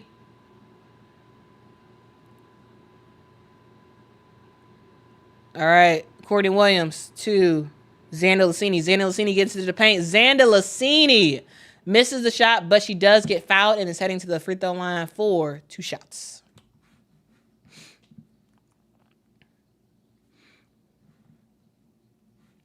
Yo, this fourth quarter had a lot of energy to start the fourth quarter. A whole lot of energy and a whole lot of blocks.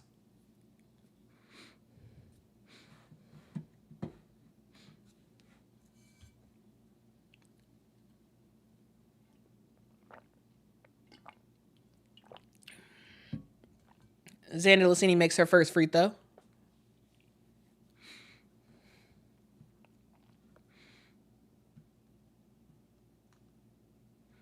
Yeah, they're showing all the Fever fans in the crowd.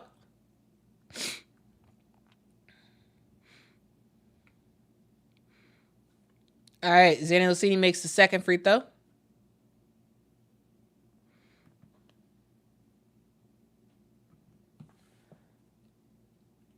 All right. Caitlin gets it to Katie Lou Samuelson. Katie Lou out to Lexi Hull. Lexi Hull to Kelsey Mitchell. Kelsey dancing with the basketball. She gets to Katie Lou. Katie Lou gets into the paint. Katie Lou flips it up, and she scores. Good shot by Katie Lou Samuelson. All right, Atlanta Smith with it. She picks up her dribble. Atlanta to Courtney Williams. Courtney, mid-range jumper, misses the shot. Rebound goes to Caitlin Clark. Caitlin, off the screen.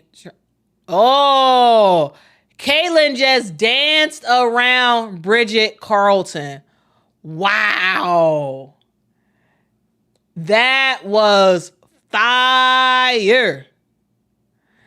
Y'all, Caitlin Clark, she can handle that basketball. She can handle that basketball, gets past Bridget Carlton, and gets the score. For the ones who were saying the game was kind of boring, is it livened up now? As a good fast-paced start to this fourth quarter, we got blocks, we got 3-point shots. It's a fun time. It's a fun time.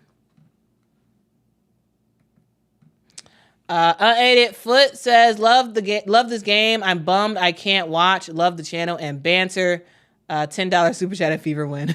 Okay. Okay. I appreciate the support. Thank y'all so much for rocking with me again. I appreciate y'all. If y'all have not done so already, I would love to ask if you can subscribe to the channel. Stats show that most people who watch my videos are not subscribed. So if y'all want to help me out there and help me get to 20,000 subscribers, that would be absolutely freaking fantastic. Hey, you guys, when y'all know when y'all come here, y'all are getting straight basketball all day, every day. Y'all not getting a lot of the mess or whatever that's going on. So if y'all rock with that, love for the subscribe.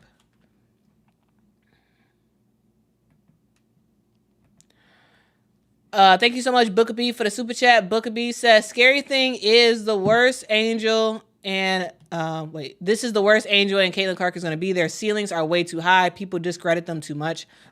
Discredit them both too much. I agree. Yeah. Absolutely agree. Yes, their ceiling is really high. Booker B, absolutely. Both of these players are not where they're going to be in the future. They're not. All right. These are two very talented players who are doing very, very well in the WNBA right now. By the time we end today, Caitlin might actually be number one in assists per game. Might. Right now she's sitting number 2, right behind Alyssa Thomas. Angel Reese, first place in rebounds. They're doing some phenomenal stuff as rookies. But yes, they have a very, very high ceiling. So they have a very, very high ceiling.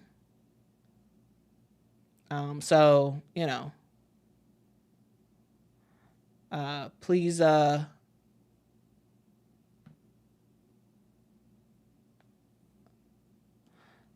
yeah, anyway. All right. We have restarted. It's trying to be a backdoor pass to Dorka Juhas, but the ball gets turned over. Caitlin Clark with the basketball. Caitlin to Katie Lou.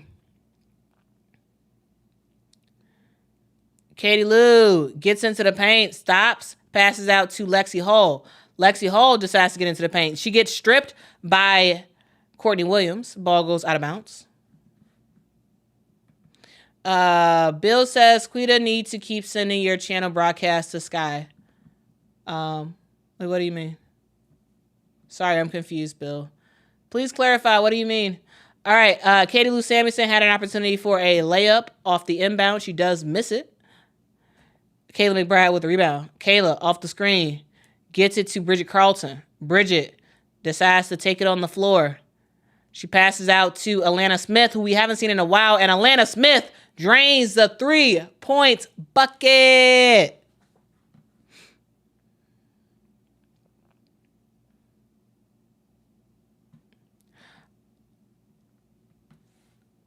All right. Kelsey Mitchell with the basketball. Step back jumper. And Kelsey Mitchell with the long 2. Very nice shot by Kelsey Mitchell. Y'all, she feeling it. She feeling it, yeah. Courtney Williams with the basketball. She gets a screen from Dorka Juhas. Tries to pass it to Dorka. It gets tipped. But the ball ends up with Kayla McBride, who airballs the long 3-point shot. Ball out of bounds. It is Indiana Fever basketball. Thank you so much, Unaided Foot. Thank you so much for the super chat. Says, buy mom and you a coffee. I appreciate that. I'll let mama know. I'll let her know. I appreciate that. All right, Caitlin Clark with the basketball. She does get a screen set for her. She stops with the basketball. She finds Lexi Hall. Lexi to Kelsey, to Katie Lou, to Caitlin for a 3-point shot. Misses it, but Kelsey Mitchell is right there for the rebound and gets it up and in for the layup. Wow. Fantastic. Fantastic ball movement for the Indiana Fever. Yes, they missed the shot, but Kelsey Mitchell is right there for the rebound. It is absolutely fan-freaking-tastic. Guys, I would ask to please be respectful. Please be respectful in the chat. This is not one of those channels where we dog people out. And we tell the truth. We say what we feel, but we do it in a respectful way. I feel so. Please be respectful. Yeah, that's all I ask. That is all I ask. Please be respectful. That would be really, really awesome. But also, guys, just because someone disagrees with you, that does not mean they're not being respectful. It's just, Xander Lassini, Cecilia Xander Lassini for a 3-point bucket. We are all tied up once again. Guys, it's. I think there's two things happening. I think there's people who like to come in and dog out particular players and whatnot. And then I think there's also people who have valid criticisms. And because other people don't like it, they get mad at the person and they accuse the person of doing doing XYZ and all this other stuff. I think ultimately, I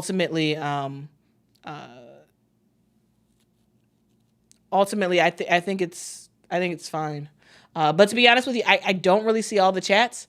I see people getting upset at other people, and I'm not putting those up because I don't exactly know what the other person said.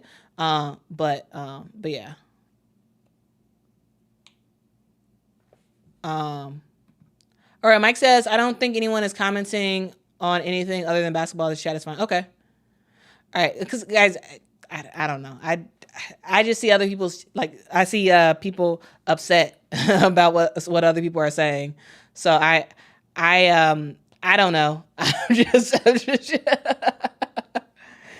Guys, for the most part, I actually look at all y'all chats after the fact because in real time, it actually is very difficult to watch the chat, watch the game, and everything. But JP has some good advice. If you personally are upset about someone's opinions about something or whatever, you can personally block them. They will not be blocked from this channel. They will be welcome to post whatever they want on this channel. But if you personally do not like what someone is saying, you can personally block them. All right, but I will not be blocking anybody.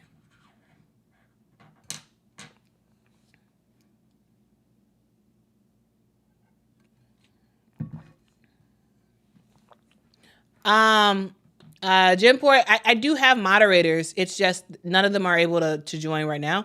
But in general, like I think the role for mods and whatnot is just to make sure that, hey, stay on topic. If you get too crazy, okay, put you in timeout or something.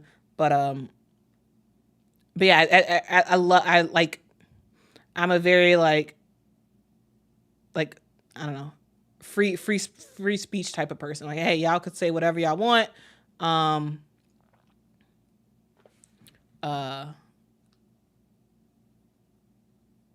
But yeah. Anyway, guys. Anyway.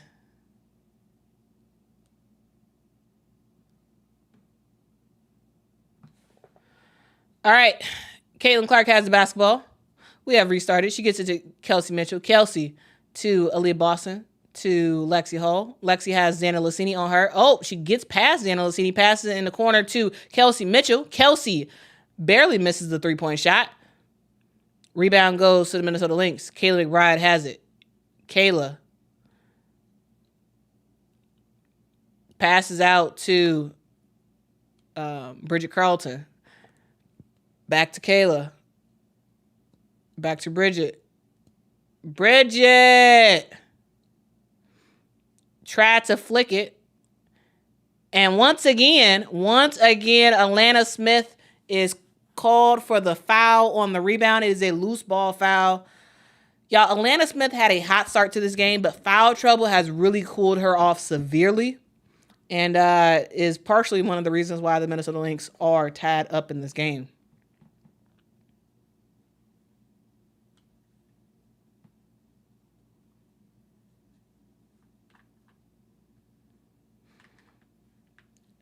All right, Caitlin Clark has the basketball. She gets a screen set for her. Goes to Aaliyah Boston. To Katie Lou. In the corner to Lexi Hull for a three-point shot. She misses it. Rebound by Bridget Carlton. Kayla McBride taking the ball up. Kayla gets a screen. Kayla picks up her dribble. Passes out to Bridget Carlton. Alana Smith is calling for the basketball. Bad pass. Terrible pass by Bridget Carlton. Terrible pass by Bridget Carlton. Turnover. It is Indiana Fever basketball. We have a timeout on the floor. Timeout on the floor.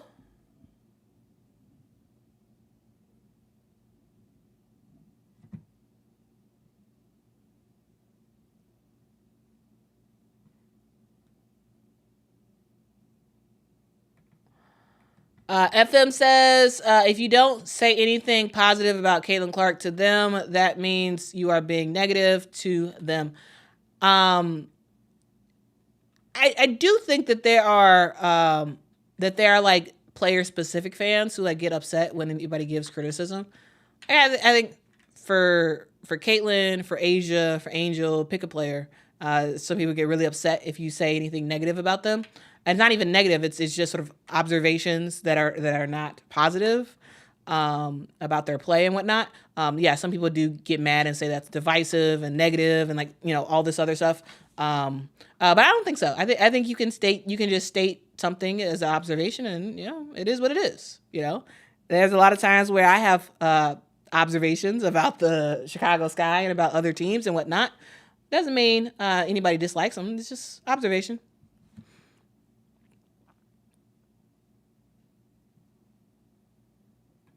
Yes. Peanut 4, yes. The Lynx are one of the best teams in the W. They recently won the Commissioner's Cup like a month ago. They're a good team. Really good squad. All right. Katie Lou Samuelson to Caitlin Clark. Caitlin, nice pocket pass to Aaliyah Boston. Very, very nice pass. All right. Bridget Carlton to Courtney Williams. Courtney, back to Bridget. Bridget drives, comes back out with it. Passes back to Courtney Williams. Courtney gets a screen to Xander Lucini. Xander Lucini for a three-point shot. She misses it. Rebound is controlled by Aaliyah Boston.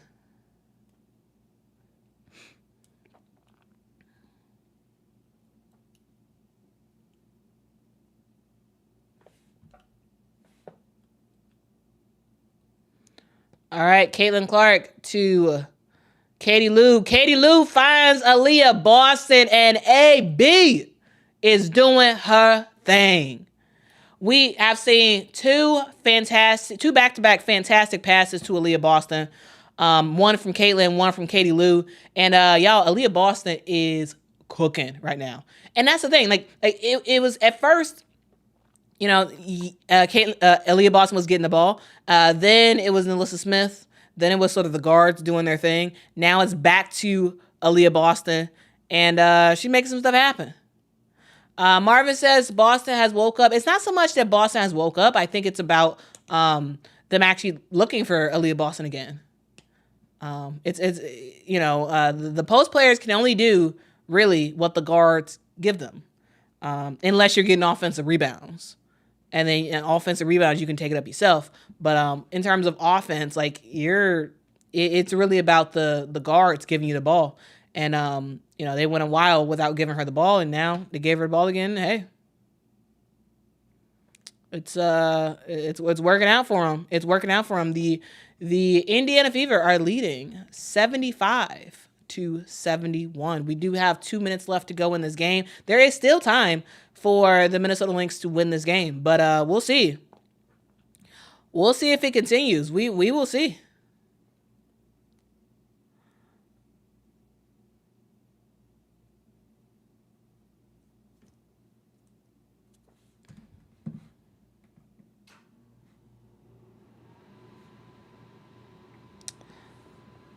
All right. 3-point shot by Kayla McBride. Nice shot. Nice shot by Kayla McBride.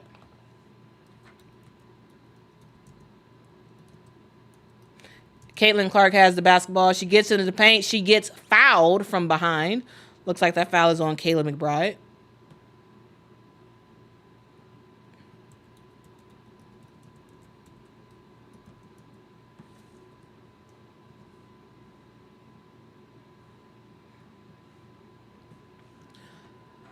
All right, Caitlin Clark at the free throw line for 2 shots. WK, yes, Xander Lucini is a power forward. Yeah.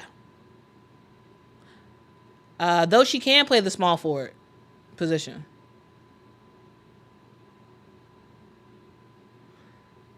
All right.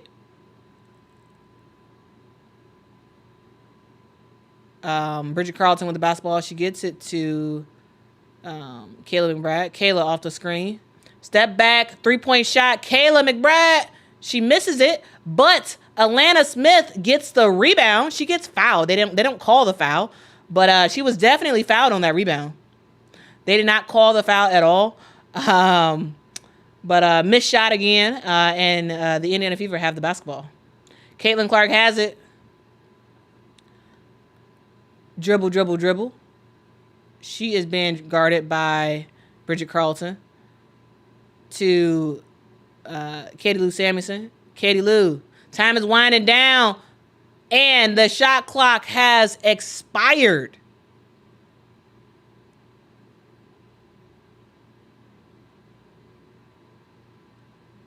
All right. Less than a minute left to go. 3-point game. Minnesota has to score and get a stop. They have to score and get a stop. So we about to see.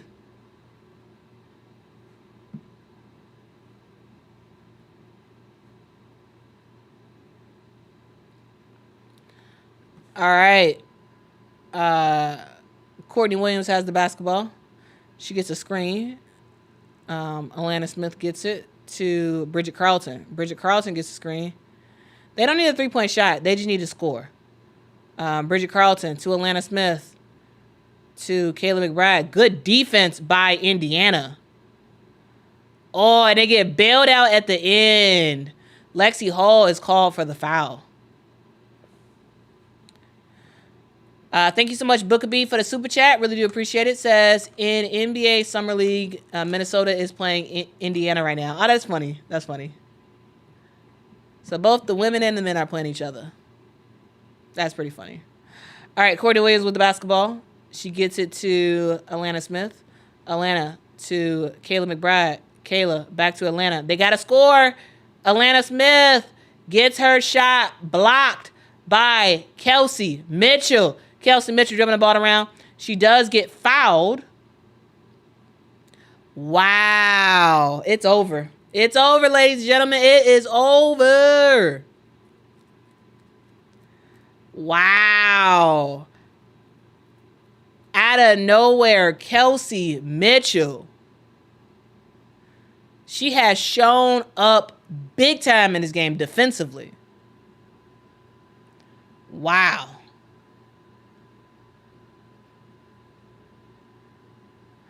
Wow.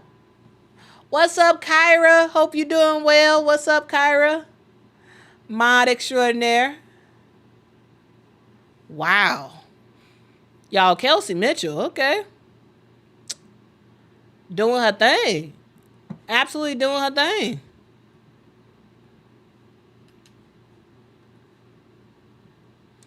All right, Kelsey makes both of her free throws.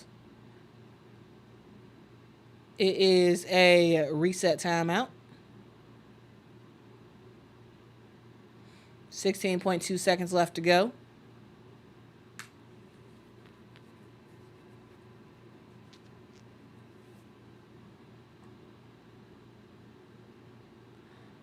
All right, down by 5. Ball goes to Bridget Carlton for a 3-point shot. She misses it, hits the back end of the rim.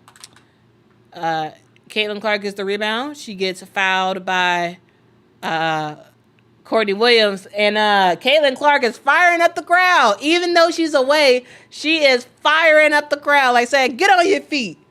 Let's go. It's kind of crazy to see her laughing at the crowd when it's when she's not even at home.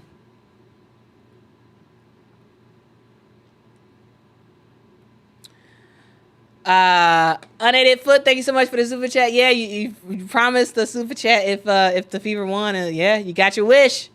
You got your wish, man. Caitlin makes her free throws, and that's the game. That's the ball game, guys. That is the ball game. The final score for this game is 81 Indiana Fever, 74 Minnesota Lynx.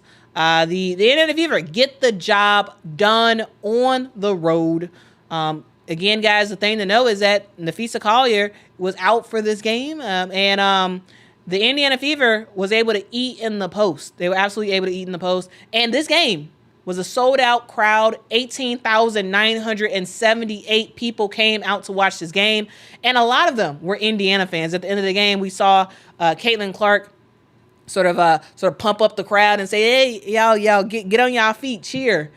Even though this wasn't a away game for the Indiana Fever, this was basically a home game. It was a mix of it felt like a disproportionate mix of Indiana jerseys versus Minnesota Lynx jerseys in the crowd.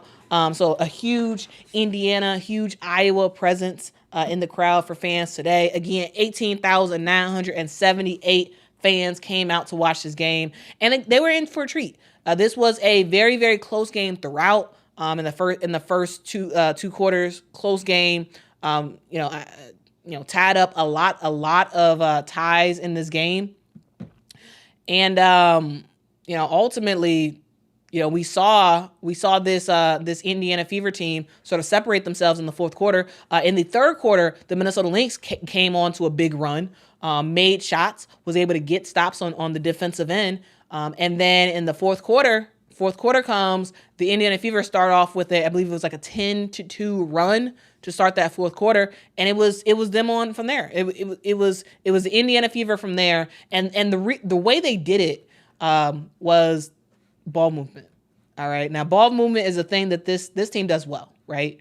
You got to move the ball, get players open for shots, and it was a 3-point shot that started everything in that fourth quarter. Caitlin Clark hits a 3-pointer. Then Kelsey Mitchell hits a 3-pointer. And then the floodgates kind of open. Katie Lou Samuelson right after that makes a 3-pointer. And when you start doing that, I mean, it's hard to stop. Caitlin, Kelsey, Katie Lou, 2 back-to-back 3-point shots for her. And then what do? After your 3-point shot starts to hit, now you start going into the paint, right? You start going into the paint and scoring. You start doing long jumpers. And not only was the Indiana Fever playing well offensively, but defensively they were able to get stops. Defensively, Kelsey Mitchell showed up and showed out in this game. I thought she had a phenomenal game in this one. She finishes the game with 21 points, 4 rebounds, 3 assists. She has a massive block at the end of the game to basically secure the win. She has a massive block against Atlanta Smith, where Atlanta Smith was trying to. It was a 3-point game at that point. Atlanta Smith was trying to cut the lead, and Kelsey Mitchell. No, I'm sorry. It was a 3-point game at that point. Kelsey Mitchell comes out of nowhere, blocks Atlanta Smith from getting a layup, and that was basically the game after that. She got fouled, she makes her free throws, and that was the ball game. This was a close game. This was a game that was determined by post play. All right. Yes, great defense by Kelsey Mitchell, but it was the points in the paint that really was the difference in this game. Again, Nafisa Collier was out. She's out with plantar fasciitis for the Minnesota Lynx. And so you don't have as much of a post presence with her being out of the game. And also, Diamond Miller didn't play for the Minnesota Lynx today. This Indiana Fever team eat in the paint. 40 points in the paint. 40. All right. 40 of the 81 points for the Indiana Fever today was in the paint. How many for the Minnesota Lynx? Well, just 20. I mean, that tells you all you need to know. That tells you all you need to know.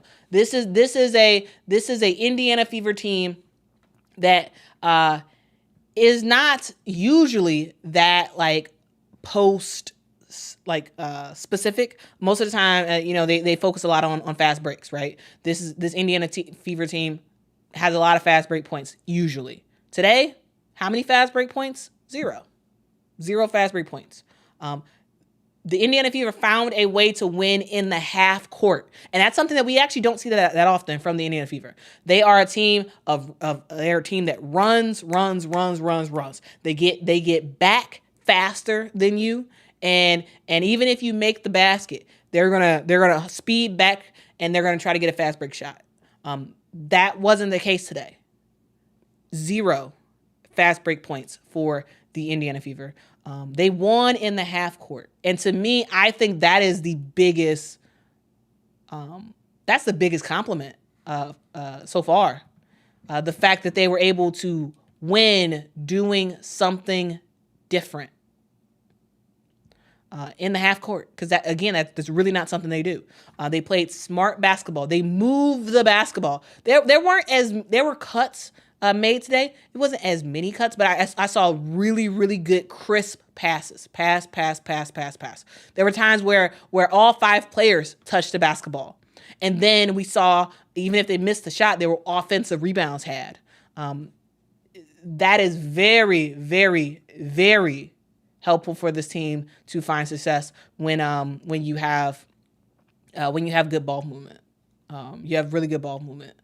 Today it was only 12 turnovers overall for the Indiana Fever. So overall they did take care of the ball. They did. And in terms of bench points, Minnesota Lynx had 10. Indiana Fever 7. It really was the players, the starters, who kind of made everything happen for this team. I love to see players have to work on something else.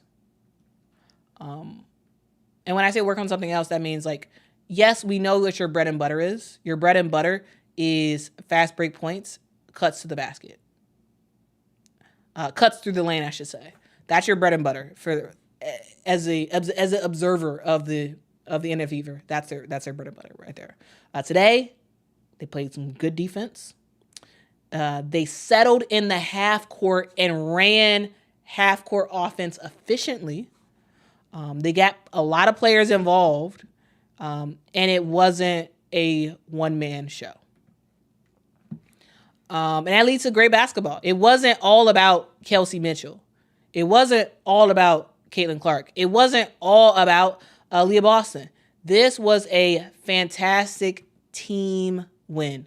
As I said earlier, Kelsey Mitchell, in my opinion, player of the game. She had 21 points in this one. A huge block to sort of secure the game at the end. Caitlin Clark did her thing. She had 17 points, 6 assists. Very, very crisp passes from her. Yeah, she does end up with a couple of turnovers, but again, not that big of a deal, in my opinion.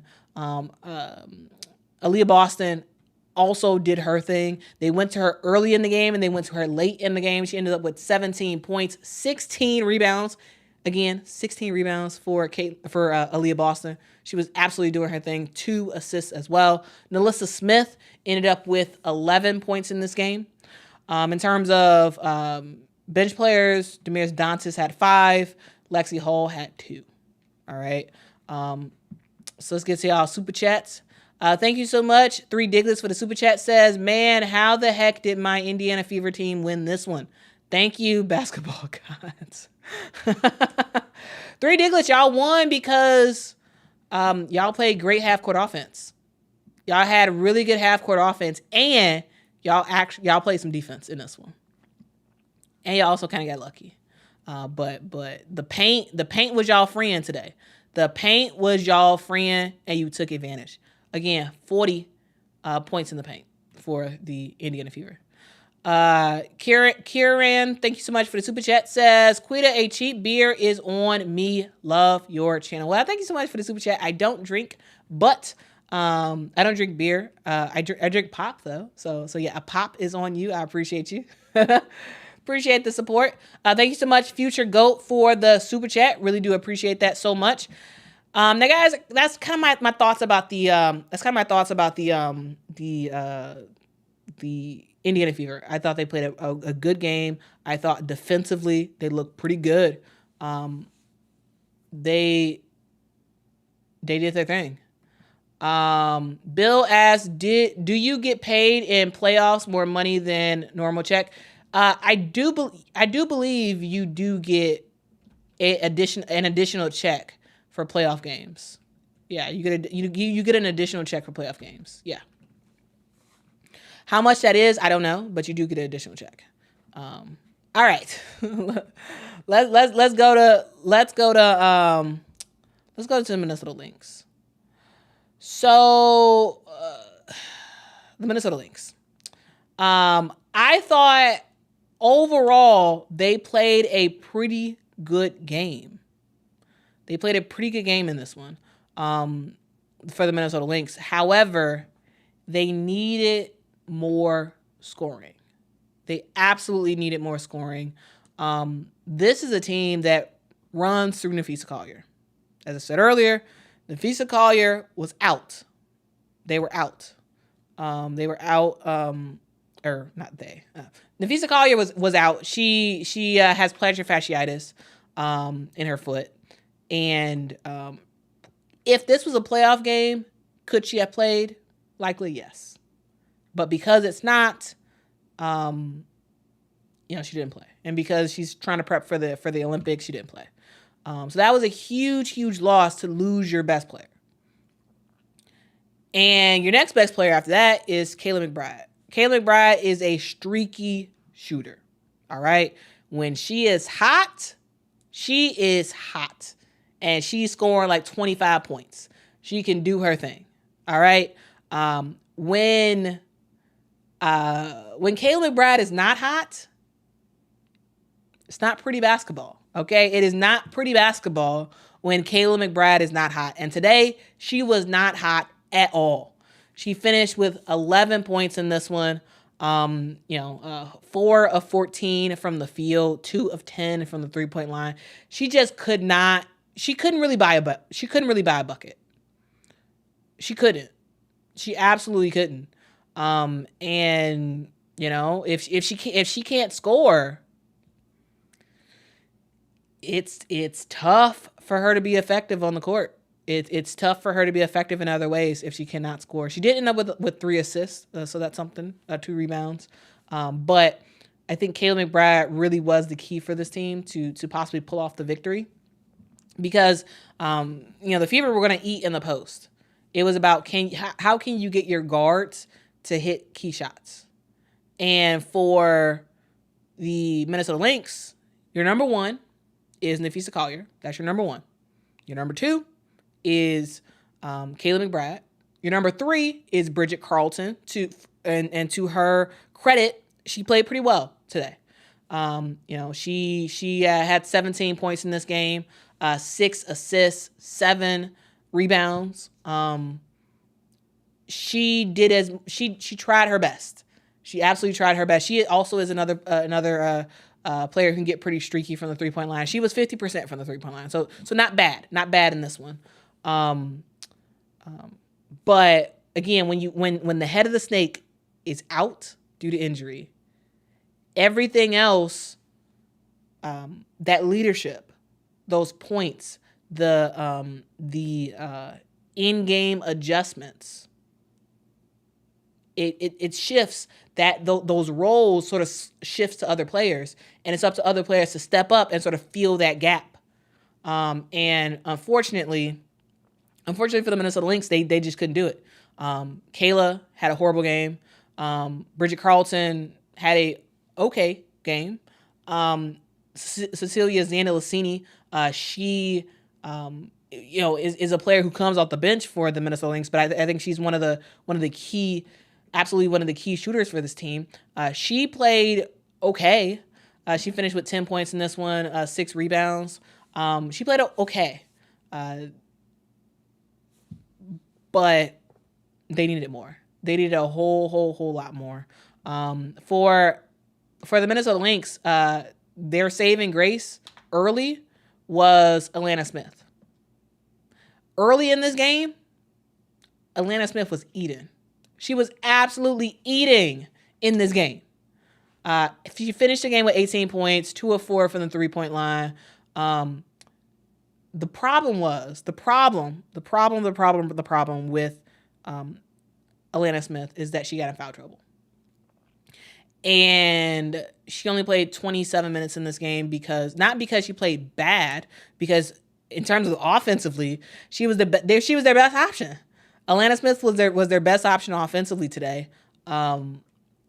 but Atlanta just kept getting called for fouls, and some of those were ticky tack fouls. Some of those the refs could have held the whistle on those because there were times where she was getting called for the foul, but then when she would get fouled, there was no foul called, and so I think that her being so limited in her minutes really affected this team. Really, really did affect this team. Because again, if y'all was watching this game in that first half, Atlanta Smith was eating, completely eating in this game. But when you get in foul trouble and you got to sit for a long time, it sort of messes up the rotation. It messes up your effectiveness when you come back in the game, because now instead of being aggressive, you're afraid. You're afraid of getting in foul trouble. I mean, you're already in foul trouble. You're afraid of getting fouled out. She finished the game with 5 fouls. So you get 6 in the WNBA, but you got to be a lot more careful. You got to be a lot more careful.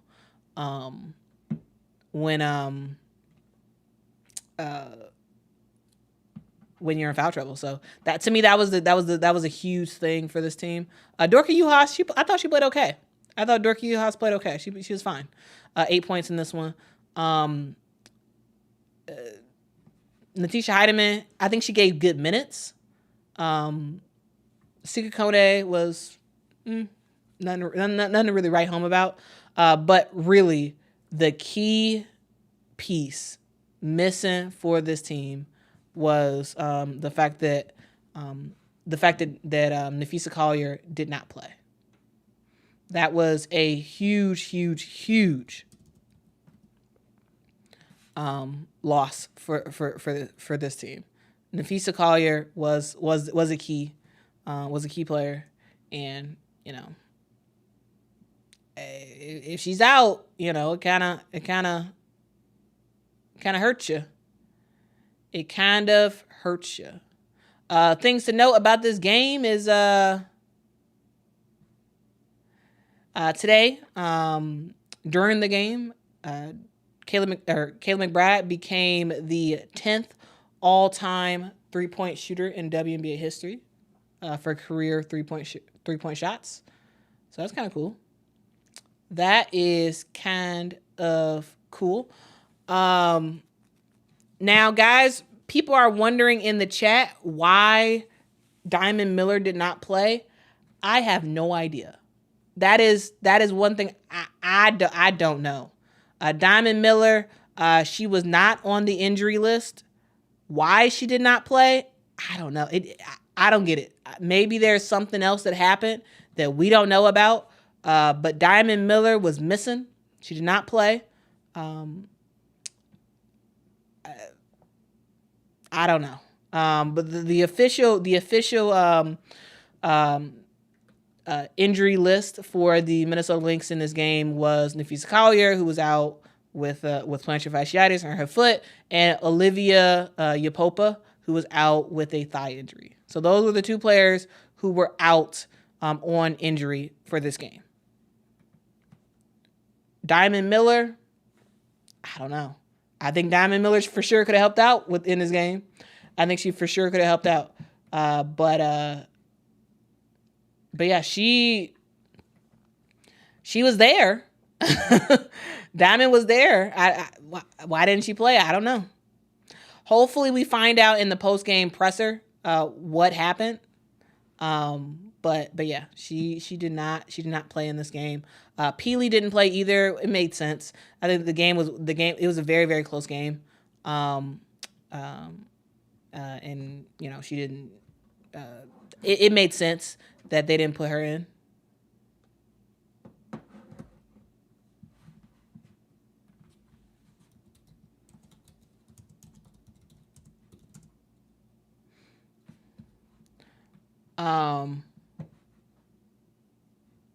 But yeah, guys, that's kind of my initial sort of right after the game commentary.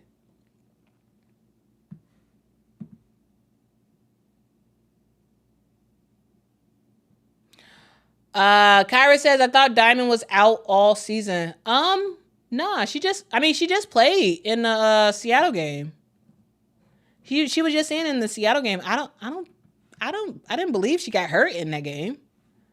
I thought she was fine after the because she just played on what, Friday?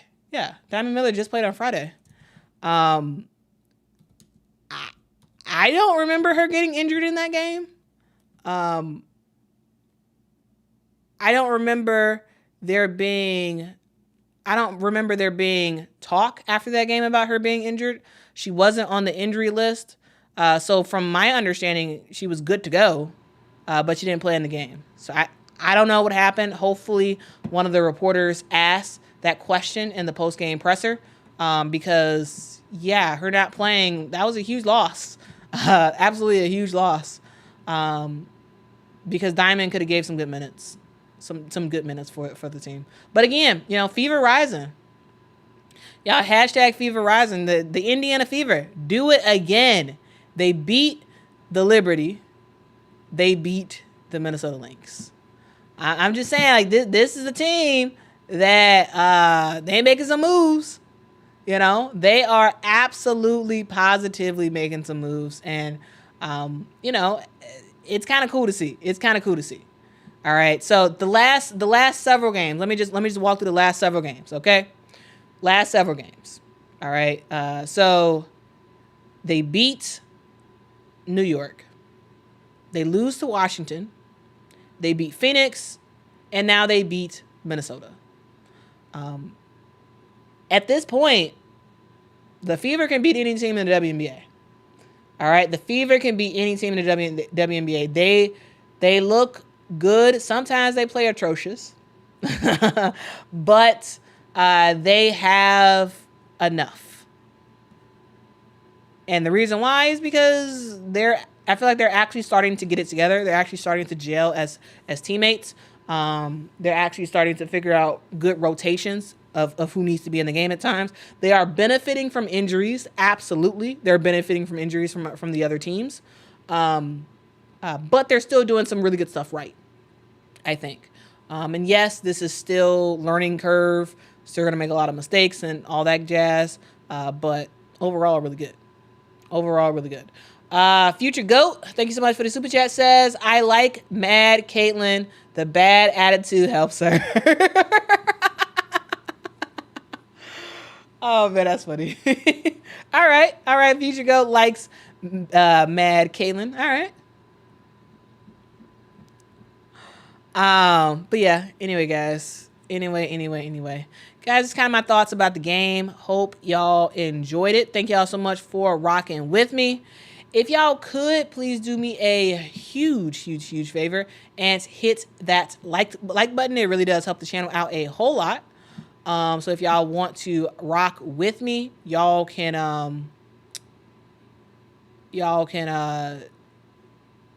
help me out.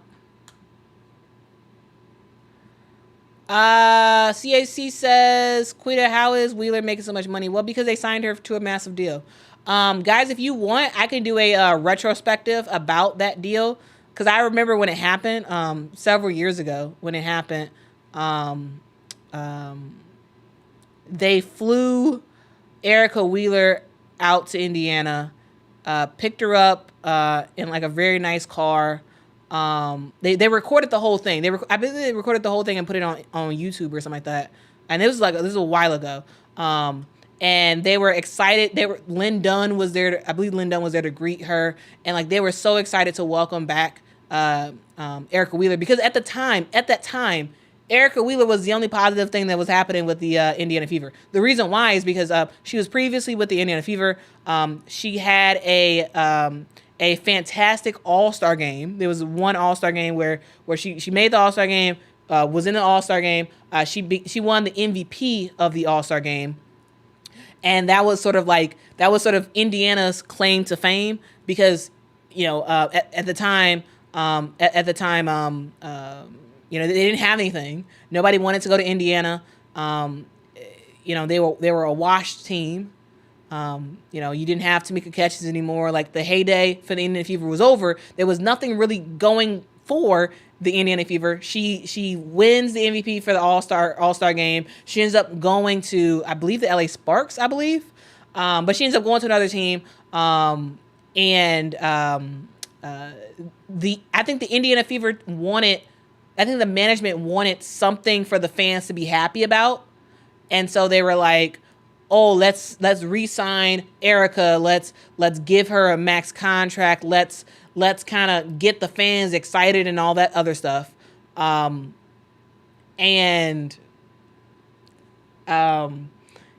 the time, I was like, what are you doing? Like, it didn't make any sense to me at the time, because again, guys, I knew like all about Erica Wheeler and whatnot. And now it makes even less sense than it did at the time. So yeah, that's sort of like a very quick 5-second reason as to what happened. But if y'all want, I could actually make like a separate video about why Erica Wheeler got signed to what she got signed for, because there's a lot of backstory with it. Just like everything, there's a big backstory to why stuff has happened the way it happened. Also, because nobody really wanted to go to Indiana had a lot of cap space, so they were like, oh, might as well pay her money. She's done after the end of the season. She's done. So yeah. That's the thing to know, guys. If you like, for those who are like, oh, she should go or whatever, Erica Wheeler is a unrestricted free agent after the season is over. So the Fever don't have to sign her. Their commitment to her is done after the season.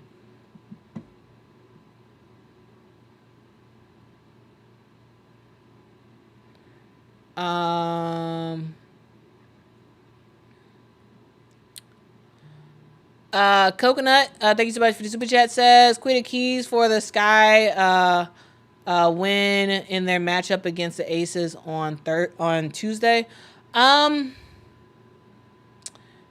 Get Asia Wilson to foul out. if you get Asia Wilson in foul trouble, you have a good chance of winning for the Sky, because you can't outshoot them, because the Sky don't really have shooters like that. All right, you can't really outshoot them. So what you can do, what you can do is get Asia to foul out, and then you can start to make some stuff happen in the post. All right. So yeah, that's my thoughts right now.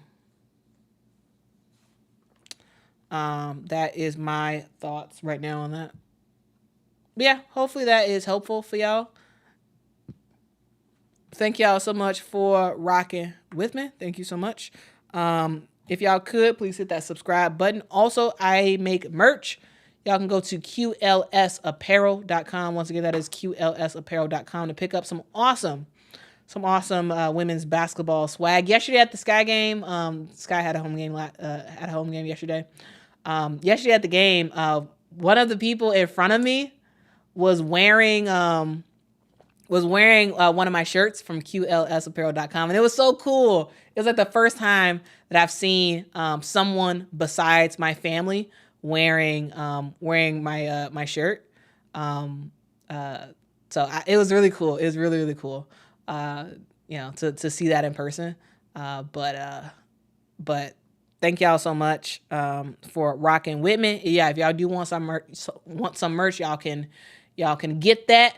Also hit that like button, subscribe to the channel. I make content all about women's basketball, so if that is what y'all are interested in, let me know by hitting that like and subscribe.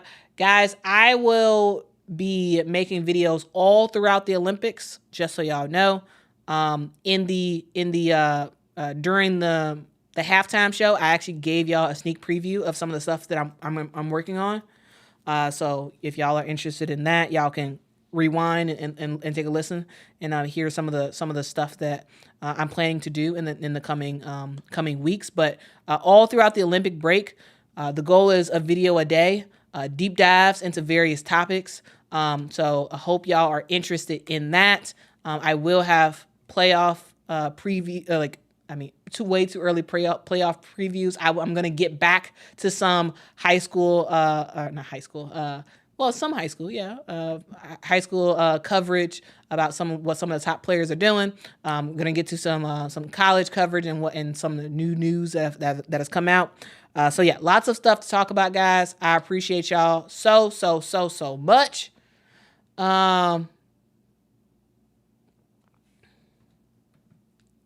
Thank you so much for emailing that to me. I appreciate it. Thank you. Oh, that's awesome. Kyrie says I wore my shirt twice already. That's awesome. Thank you so much. Thank you, Three Diglets. I appreciate y'all so much. I lost my train of thought. I don't remember what I was saying. But anyway, I appreciate y'all. I hope y'all have a fantastic rest of y'all day. My video is pretty choppy, so this is my cue to end. Have a fantastic rest of y'all day, guys. Be nice to people. Be respectful to people. Treat people with the dignity and respect that they deserve, because they are just like you. They are human beings. They laugh, they cry, they bleed, all that good stuff. They are human beings. So treat people with respect, because they deserve it. Guys, enjoy the rest of your day. Be nice to someone, and tell somebody that they matter. Tell somebody that they matter, because they do matter. Until next time, guys. Bye-bye.